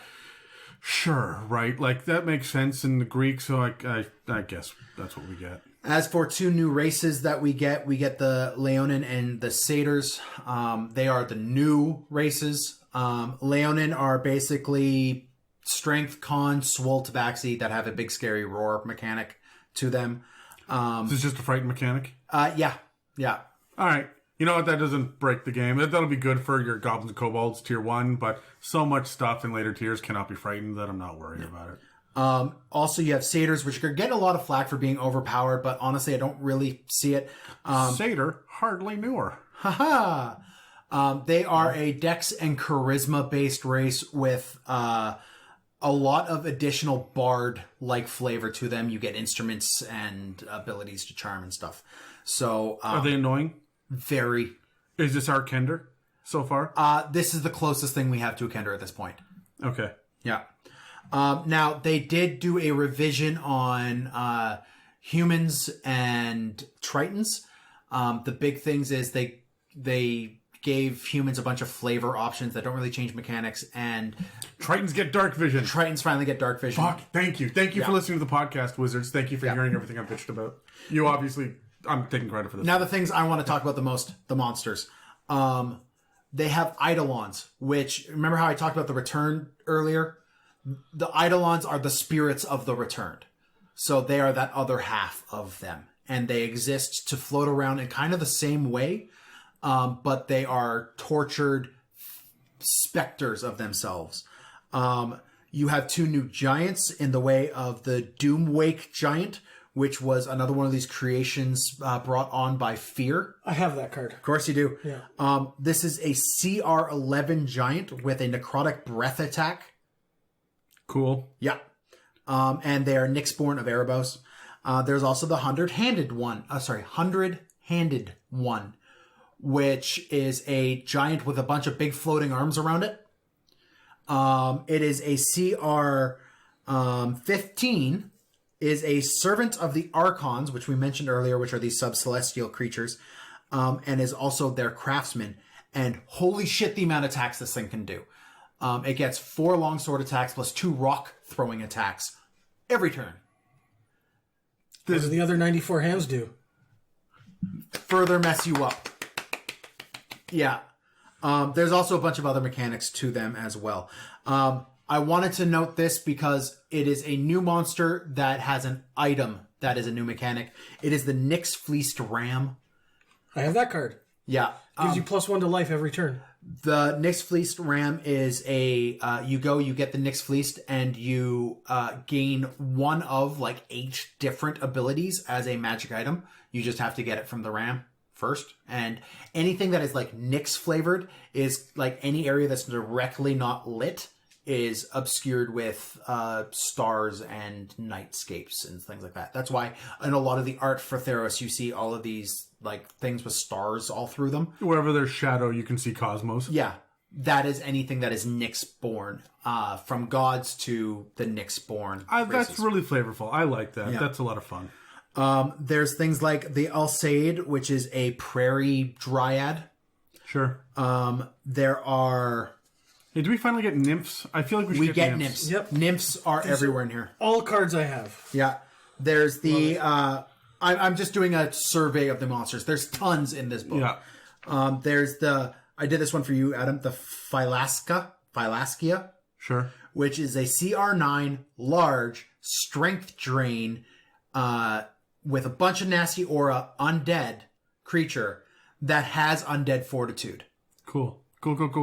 Yeah. It is everything you'd want in a undead creature, and it's CR9. It's basically this gigantic suit of armor. I like it. Right? There's new harpies, there's sirens, there's Pegasus, new Phoenix. There's all these really cool new things in here. All of them. There's hoplites. There's Archons. There are so many really, really cool little things here. There's also some mythic monsters that I did want to bring up. There's Arasta of the Endless Web, which is a CR21 cursed naiad, which is like a water dryad. She lives in the Nessian Wood and hates all the gods because they cursed her form to this monstrous spider beast thing with like tendrils growing out of her jaw, and I've heard that the monstrosities in this are monstrous. yes, this is. Yeah, Dave? There is a CR17 Medusa. I'm sorry, a what? CR17 Medusa called Hythonia the Cruel. Cool. There are Cruel. Yeah, there are several new named Krakens, namely Release the Kraken. Which one? Tromocratus? Huh? Tromocratus. Yes. Who is CR26. Yeah, he's like a game-breaking... The card itself is like 7 mana to cost. It's hex-proof unless it's attacking, and it's a 10/10 creature. That's crazy. Yes. In terms of D&D stuff, holy shit, this guy will mess up. Yeah, they got like party. 4 hearts that you have to kill individually once you get through the carapace. Yep. Yeah. And Yeah. each one has like hundreds of hit points. Something like that, yeah. Yeah, it's nuts. It At CR26, you should be able to do hundreds of hit points in a round as a party, though. Yeah. Oh, yeah. But you got to get through the carapace first. Then you can start attacking the 4 individual hearts. Based on the whole nautical aspect of the Siren Sea, and it is one of the areas I didn't quite mention because it's been covered on other things. A lot of this is like get on a boat, go to an island, find the thing. The Iliad, right? The It's Odyssey. very much, yeah. Well, the Iliad's so there's a war, a whole but there's a lot of nautical side of this that we're not really covering all that well. And remember, DMs and players, everything is harder when you're on a boat. Yep. Everything is twice as deadly. So there are Krakens that have islands on their back.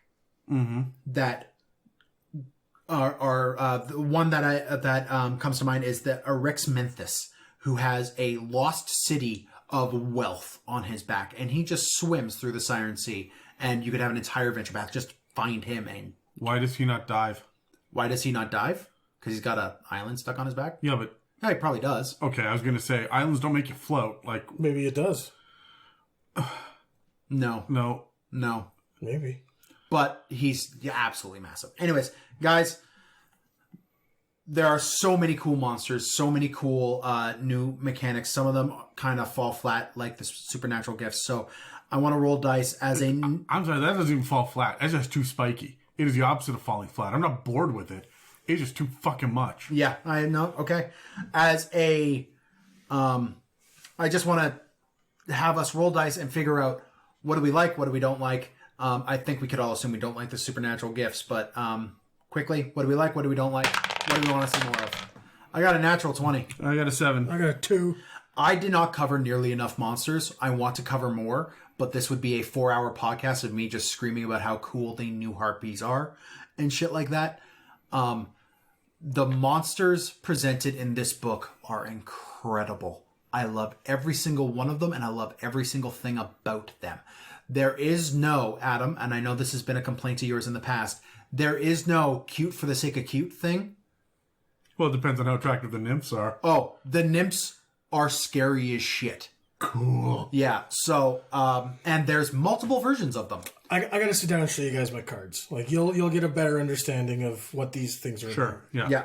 So I really like the monsters in here, especially the idea of the mythic monsters and these big like campaign arcing go and kill this thing level monsters. I love them. I'm not a huge fan of the athlete. I feel like it just does the same thing that other backgrounds do. We'll talk. Okay. The problem is not with athlete, because those are 2 very good skills to have proficiency in, right? And you get other shit too. A lot of them are just like, here, have an instrument. Yeah. Right? Like, Well, that's this what one- backgrounds do. The problems with backgrounds. Yeah. Right? I also am warming up on the idea of Leonin, but I wasn't a huge fan when I initially read them. I'm just like, are we done with cat people? Can we finally get dog people now instead of just reflavoring gnolls? Yeah, where are our Hound Archons. Yeah. Yeah. Oh, which is really the one that I always think of. But like, we just never get what canine anything. No. Which is just so bizarre to me because There was a hyena race in Unearthed Arcana in 3.5 that is on the tip of my tongue. I can't remember. is it what a they're called. gnoll? Because that's what a hyena is. No, a different. Sorry, more jackal. It was more jackal than hyena. Okay. But anyways, as for things I don't like, man, this supernatural gifts is just absolutely broken. I can't be on board with it. It's too much, especially as level 1 abilities. Like, these things are better than every single capstone. So that's me. Anyways, Adam, you're next. Yep. So the thing that I like is that we're getting more epic tier shit. We are getting more big, powerful, scary monsters. We're getting the idea of krakens with islands on their back. We're seeing gods, walking around there and stars in every shadow. And this feels big and epic and fun to me. How do I apply this shit to a level 1 party? And that's my weird complaint about this. And I feel this way about every time that they release a new lore book, right? Whether it's Eberron, which is full of these great, crazy... You get an airship and you go over here and do this. Or you can go into the Mournland and deal with these crazy living spells and shit. What am I doing at level 2? I would really like there to be a guide in each one of these books that says... Here's kind of how it should feel for, tier 1. Here's Yeah, that's here's where we're interesting, heading yeah. in No, tier 2. you're gaining the favor of your god. You're gaining the piety points. No, but I Which get monsters are you using and which I, ones? I get what Adam is saying in this, where each of these books should have kind of a breakdown of, if you're level 1 to 5, tier 1, here's some ideas of what you could do. I want them to say, you know what? Hags in Theros, yes, makes sense. Roaming packs of gnolls don't. So, here are the recommended for the constant flavor. Here is what we would tend not to use. Everything else is gray area. Do what you want. And then push it out. And just say, from the monster manual, give me a list of, 40 yes, 40 no, and everything else is in the middle. Right? Because that's kind of what I'm looking for here. Are we getting any reprints, like the Juvenile Kraken from Not that other I books? saw. No, Okay. everything is unique. Okay, well, that's really cool. I like that as well. I'm kind of waiting for them to have a second monster manual, like a compilation or a compilation. I feel like they should have something along those lines as well. We got that a little There's bit with also some Mordenkainen. cool magic items in here as well, but they're mostly the artifacts of the gods. That's what I'm saying. This is really fun. You know what? The supernatural gifts. Here we go. The supernatural gifts doesn't bother me because I'm probably starting my campaign, my flavor, my run through. Hey guys, you want to play on Theros for the first time? Everyone roll up a level 11 character. Now this shit doesn't seem imbalanced to me because by level 11 you're pretty fucking powerful anyway. Yeah. Right? It's starting off level 1 to 3, getting this stuff so early that feels off. Tier 1, for the first time ever, Tier 1 feels under-supported. and that's refreshing. And that's not a bad thing. No. It takes a little bit more of a deep dive by DM. You've got to stop and say, okay, what fits? I can throw centaurs in here. That makes perfect sense. To ropers and cave fishers, maybe, but Kuatoa don't. No. Right? So, I don't know. There's so much nautical stuff to this. I think Kuatoa could fit in. Some of it could, but a lot of it is not necessarily But the thing is, there's no Underdark, right? This is glaringly absent of things like elves and dwarves, right? This. And again, stepping away from the standard fantasy tropes is a thing that I like because it gives us something new and different. Yeah. It might not be my personal cup of tea for running a campaign, but it's giving me new ways of looking at how to build a campaign, and it's giving me great opportunities for late level, high tier 3, tier 4 play. Yeah. Right, that's what I really like about this. I would very much finish, Tomb of Annihilation or Storm King's Thunder or something, and maybe go check out Theros. Everybody walks through a portal and end up over here because we're level 11, level 14, somewhere in there. this is where you should be playing in Theros, right? I agree. So that's kind of where I'm looking Davey, at it. what you got? I got a question for you first. You mentioned something about god weapons and... Yes. Okay. Did you look at those at all? I did, yes. Is there one called Lightbringer? A sword? Yes. Oh, I have that one. I love it. It's great. There's all... The Magic has, outside of the colors, they have artifacts. They're colorless. Yep, there are artifacts here as well. And... Your fangirl is showing here, Dave. Akmon, Hammer of Phoberos, or whatever his name is. Phoberos. Dekela, Trident, Bident of Thassa. Which is just a tuning fork for those of you that are not paying attention. Yes, it's a two-pronged... Actually, funny enough, a Trident is just a Bident with 3 prongs. Yeah, but Bidents were the first thing. But a quadrant is where you play in your Star Trek campaigns. Yeah. Aphixis, Bow of Nylea. Yeah, Bonalia. Yeah. The Spear of Heliod. Heliod. Heliod. Which is Crusaor. Mastix, the Whip of Erebos. I have the Whip of Erebos. And that's it. Cool. I want to play with those. A lot. Yep. That's your thing. That's the thing. I want to play with the whip. I'm all about whips. But there's other things, like there's flying chariots that are now magical items that you can get. There's lots of cool stuff. There's lots of cool stuff. There's molten bronze skin, which is magical armor that appears as a jug of molten bronze. Yeah, but what does it do? What benefit? When you attune to it, the bronze adheres and contours to your skin. The armor can be worn under normal clothes, but doesn't impede bodily functions. Once you put it on, it can't be removed unless you choose to do so. Wearing the armor, you have resistance to fire damage. The armor also doesn't impose disadvantage on dexterity stealth checks.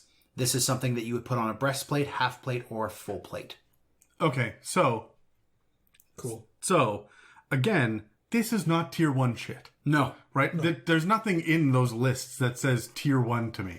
This is really cool, high tier 2, like very high, all the way through to the end of tier 4 shit. Yes. There's Are there Pegasi in this? Yes. Good. Oh, It should be, 100%. Pegasus. No, it is not. There is an item called the Pyxis? Pyxis. Pixis? Pick 6.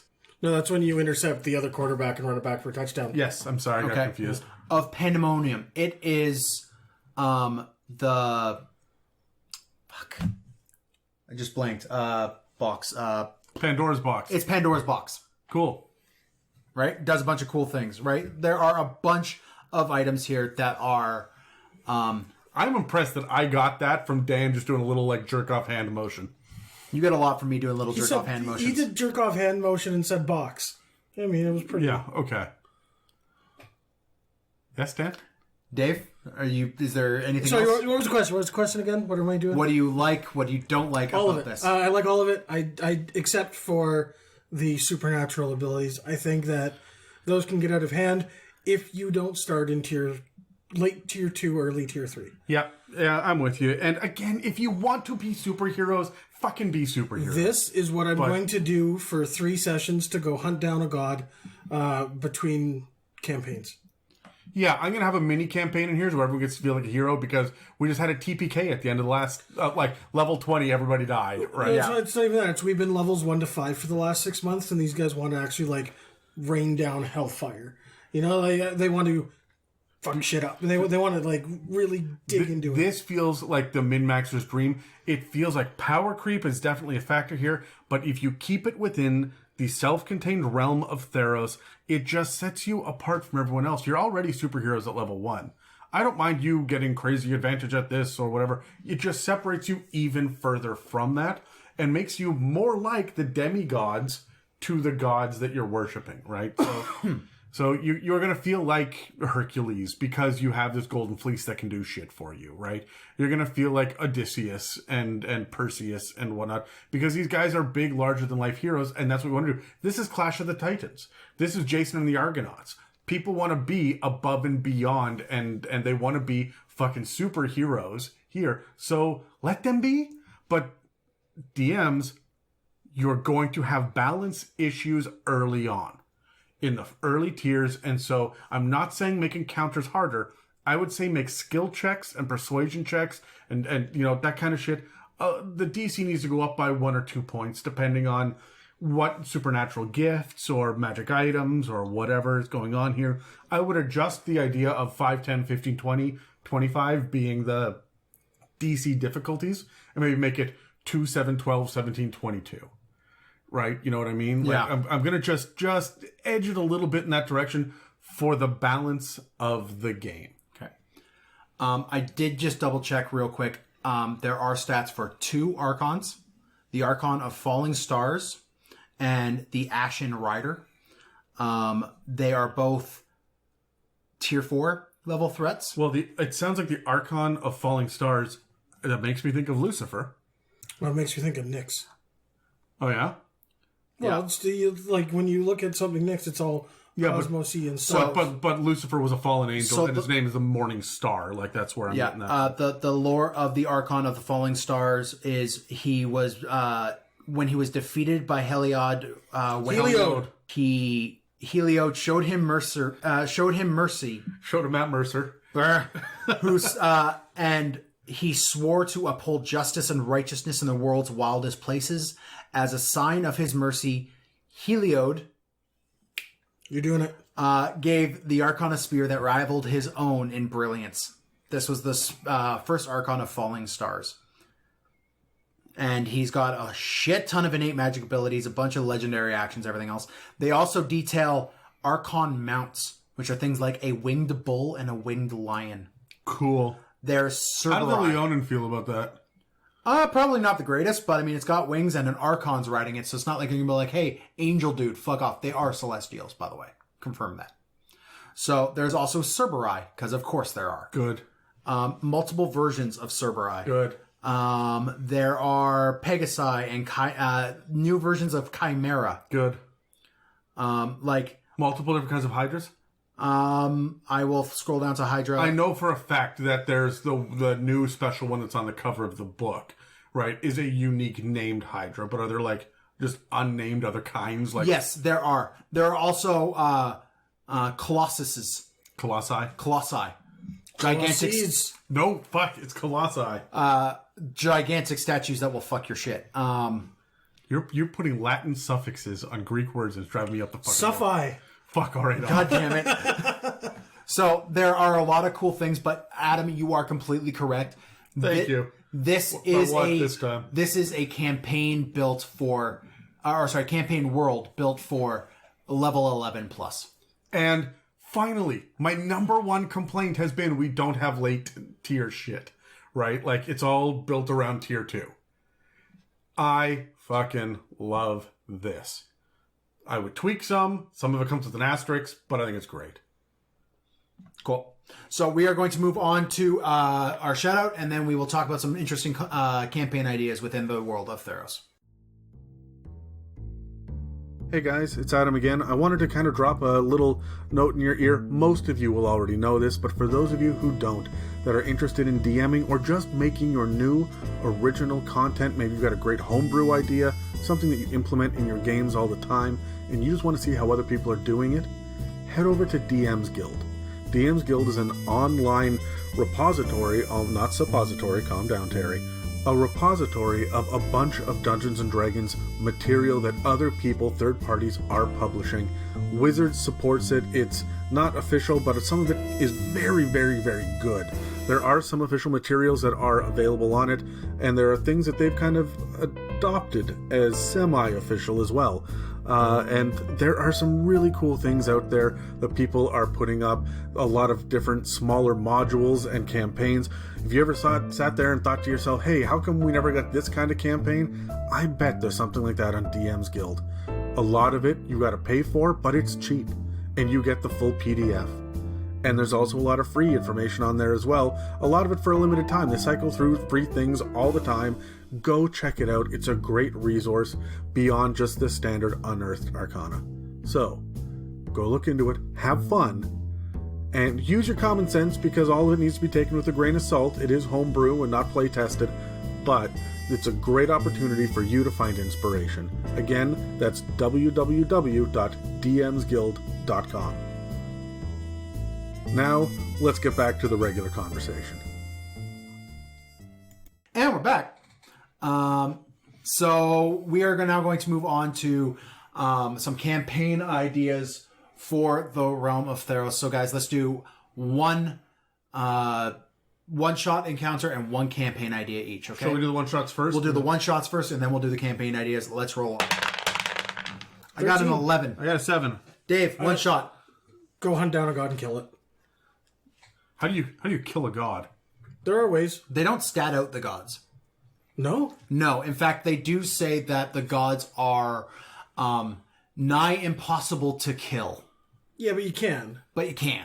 So I don't think that's a... Okay, interesting, because in playing while playing a game of Magic, gods have a mechanic where they're not a creature until you have a certain amount of devotion, and the devotion has to do with your mana. That's all. Some different. But they're also indestructible, which means they can't be killed. However, that does not mean that they cannot be exiled. Yeah, well, that's basically how you do it. Like, you get rid And then of if they're them. exiled for however many generations, they stop believing in them. And then they just cease to exist. Yep. All right, well, then, Dan, what's yours?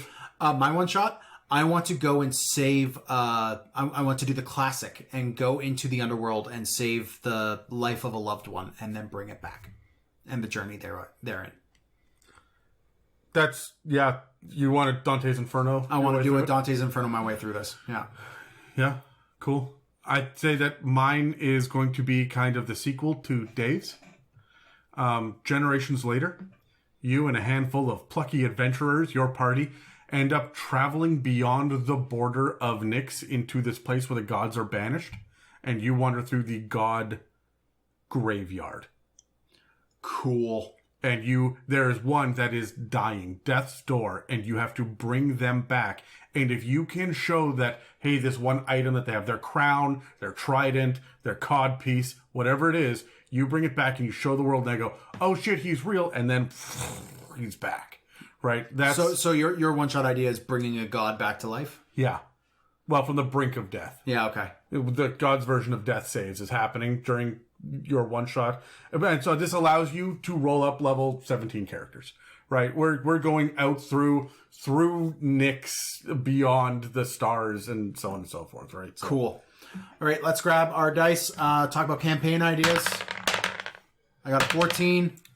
16. 17. Adam, campaign idea in Theros. I absolutely cannot get away from the idea of fate versus destiny.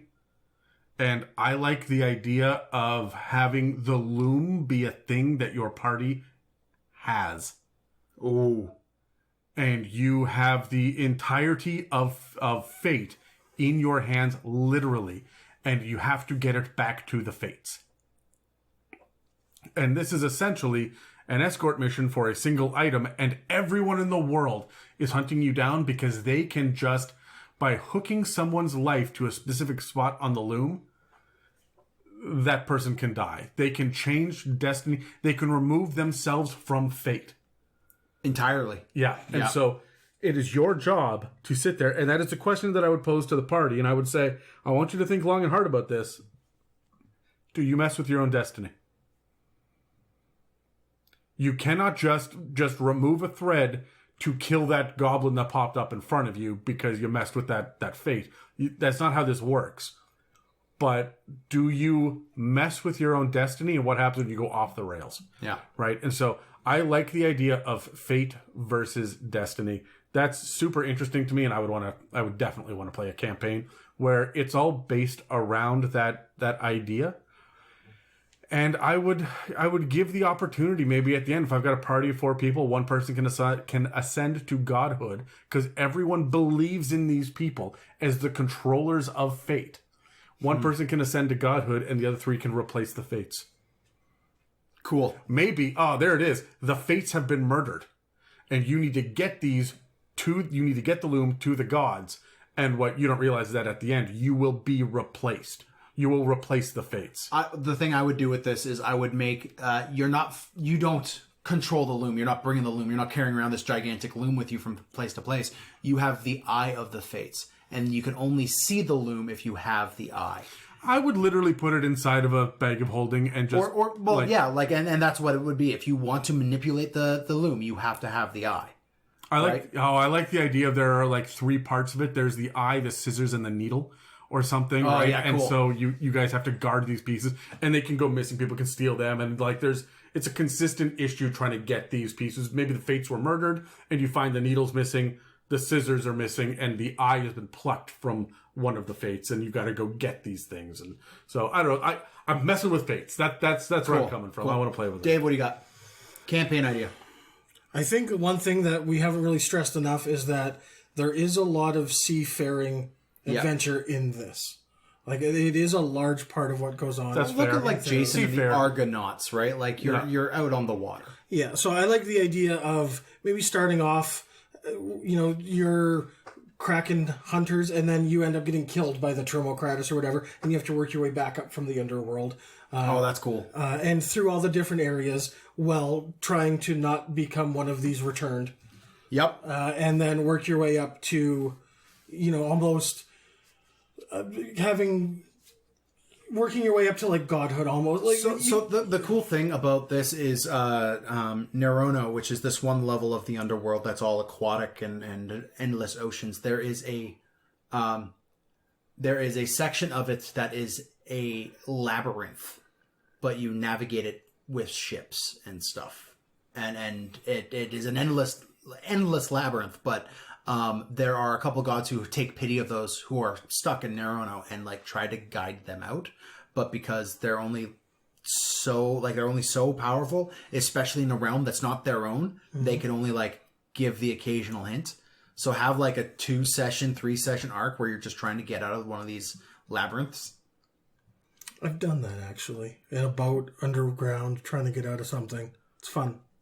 It's a good idea. Sounds terrifying. No, it's fine. That big waterfall, it's great. But yeah, no, like just the idea of working your way out from the underworld after unfortunate circumstance. Really start in the middle, set the tone, and then take away everything and have them try to work up to be even greater. Well, what are they called? The Returned? The Returned, yeah. Is there a template to apply that to player characters? No, there are several Returned that... Okay, all right. I was just wondering if we could do it like you can with a Revenant, I believe, has a... Well, the thing with the Return is... I mean, you port over as a Revenant, that'd be fine. But they are the exact same as their previous selves. They just lack that joy and ambition and passion that they had in their previous life, right? Mm-hmm. So you maintain your skills and abilities. You just find it harder you're just depressed. Okay. That's going to be really hard for a player. Hey, everybody, show up on Saturdays to have a bunch of fun. Remember, depression for everyone. I'm expecting eyeliner and fingerless gloves. Yeah. Okay. And everyone wear black. Yeah, and we will be listening to My Chemical Romance in the background the entire time. God, I know players like that. Yes, we do. Yep. For my whole campaign, I actually the idea of the Returned and this murder king with his army of liches that protects him in his little city, seeking to destroy a god who admittedly is kind of evil as well, going in and tearing him down as a whole campaign arc, pushing back this attack on the living, and having to go and get the reclusive Leonins in and the distractible satyrs and these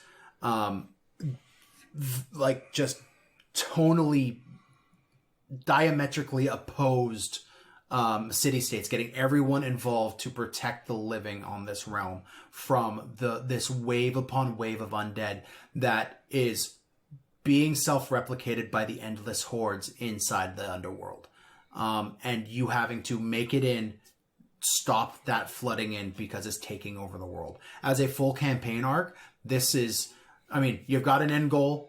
Now you could go, right? And you've got a lot of little things that your players can get creative with, and you get to be the big shiny heroes at the end of it, because you're the good guys taking out the bad guys. Full stop. He's called the Murder King for Pete's sake. Like, it's fairly on the nose. So as a full campaign, this sounds super awesome for me. I would love to run it as a campaign.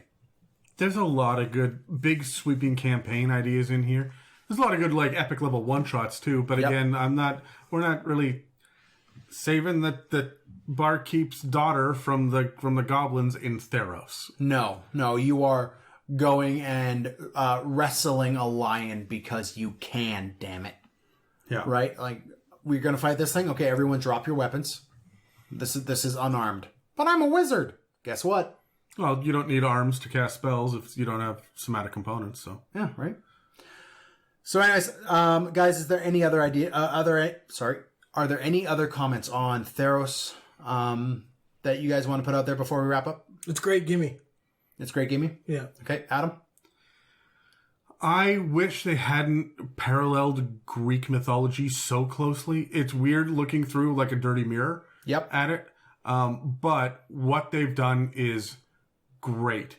You know what I'm missing here is the demigod half celestial feel to. There's a lot of that shit in Greek mythology where there's someone with like god blood pumping through their veins. There is that in this. This is the Nyxborn, and unfortunately, the Nyxborn is one of those supernatural gifts. If you want to play that as a character, Okay, all right. So that does exist. that does That's exist. what that was. That does exist. It's just I guess that's why it felt a little bit like a scourge or a fallen Asimar.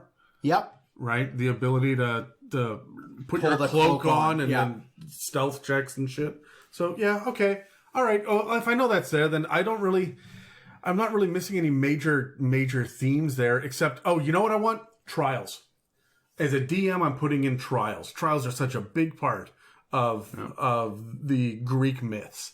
The idea that the gods set you up on this path to see if you are worthy. Yep. Of this. And But isn't that what the piety score can be? that is what the can piety be. is about. And, well, it can be, right? Like, well, that's kind of what they strongly imply you do with the piety, because they give you a goal for your god, and they give you some examples of some of the kind of things that they might get you to do, but it's very, very plain. It's open to the DM whether or not an action you complete is worth gaining or losing piety.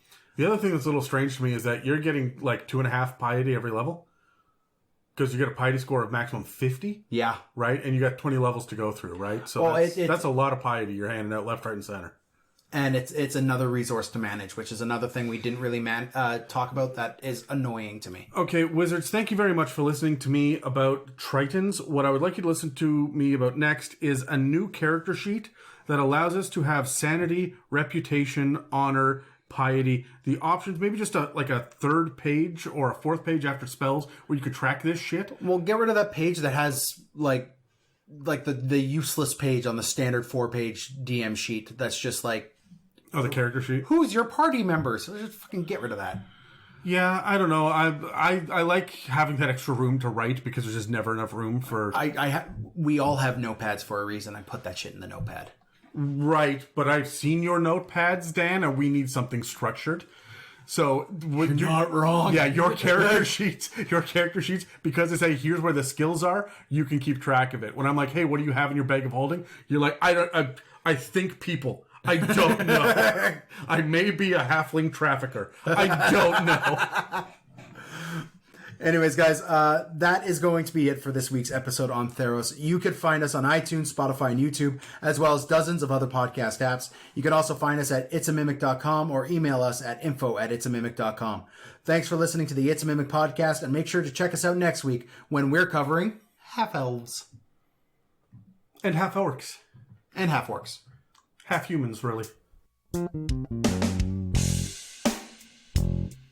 You've reached the end of another episode of the It's a Mimic podcast. Connect with us at itsamimic.com. Don't forget to subscribe and hit those share buttons. Thanks for listening, and see you next week.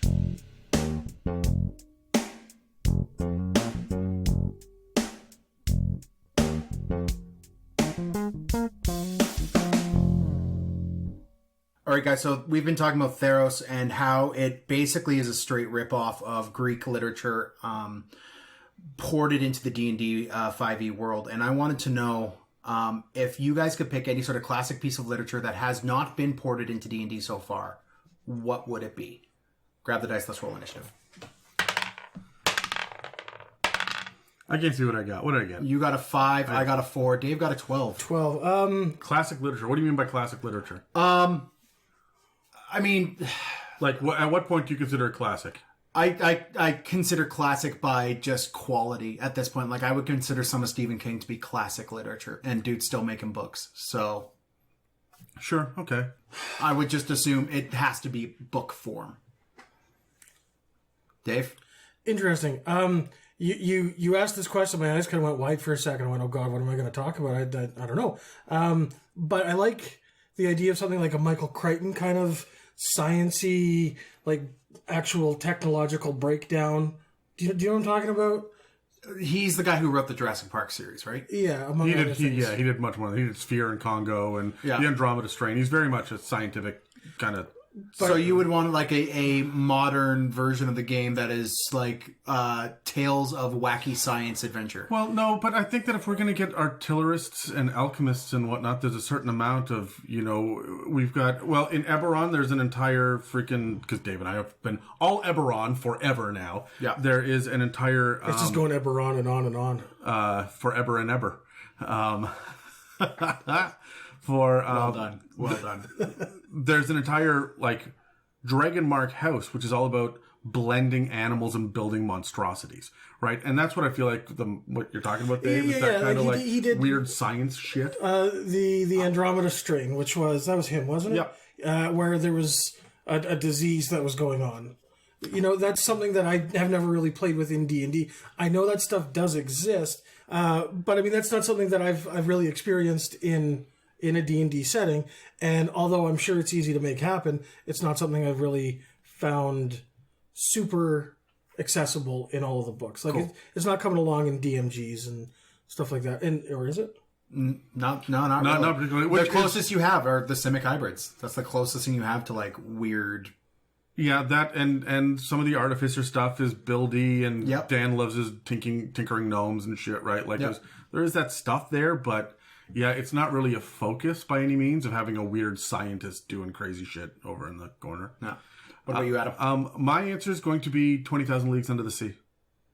Oh, I want some of that like Age of Classic steampunk kind of deal. Yeah, almost pre-steampunk, where I want like just impossible submarines, but beneath the ocean. I want Journey to the Center of the Earth. I want Jules Verne level, like big exploratory ideas where you're not heading down into the Underdark. That's the closest thing that we have.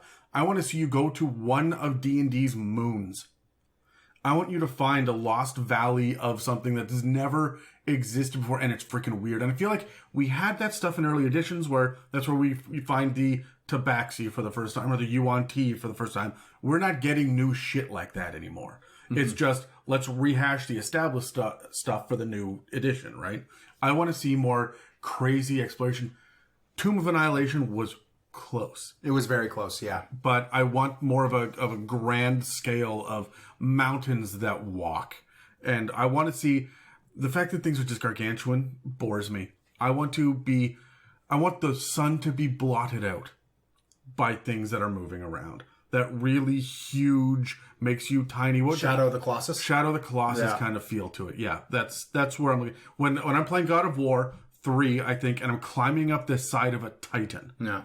That was epic. That's what I want to feel in D&D. And there's just nothing for that without me homebrewing it. Yeah, my current homebrew is kind of God of War 3, Shadow of the Colossus kind of thing with the world, and interesting plays with the gods, because I've always been a huge fan of the as you've heard from this episode, of the pantheons and the faith side of Dungeons and Dragons. So my current one has a lot of that stuff, and I'm looking forward to actually playing a campaign in that world that I'm building. For me, I was going to say something along the lines of like the Shadow of the Colossus. Like, I like the idea that Theros has the gods and that you could see them walking across the horizon, but they're like shadowy and their legs don't quite meet the ground. I want something a little smaller yet still massive. I want the gods. The Cloverfield monster. You want kaiju? I want kaiju, and that's where I'm going to go with it. I want Godzilla. I want big city leveling monsters, and your entire party is there just to take out these massive creatures that are everything from like gigantic moths to big angry werewolves. And they need to ride the Warforged Titans into battle. Oh yeah, that would be fun. No, No. I'm all for kaiju. I like the idea of going big and making it like a spectacle. I want the players to feel small in the world, right? And that's, I think, what you're saying as well. Yeah. Right. And so, I'm with you on that. I just, at some point, it's going to start to get silly, where you are starting to stack, enlarge, reduce spells and shit. Well, those would have to, like, you've had some limitations on fairly common spells in your games in the past. If I'm doing like a, King of Monsters style of D&D campaign, I'm limiting the availability or the effect of some spells and justifying it by like radiation. Sure. Yeah, I would just have to make sure that this stays classic, really solid, good Godzilla and not late Godzilla. I'm not talking Matthew Broderick. No, I'm not even talking that. I'm talking Son of Godzilla, right? The really bad shit out of the 80s and 90s. Mm-hmm. I want to see the first Pacific Rim, right? And I don't want to see Power Rangers, right? There's going to be people that are like, oh, so can we each get our own Warforged Colossus? And they all come together and they make one gigantic mega one. And at that point, I'm like, what game are we fucking playing? If that's your cup of tea, you do you. But like, I don't know. I think once you could do that for one of the monsters. I could, like, you have to build together these individual things. That's gonna pull me right out of the game. As a player, I don't care. As a DM, I'm shoehorning that in, right? And that's, I don't know. That doesn't interest me, but some people would absolutely love that. There are other things that don't interest me about D&D as well, so. I might just build it anyways. Sounds like fun. Thank you for listening to an It's a Mimic production.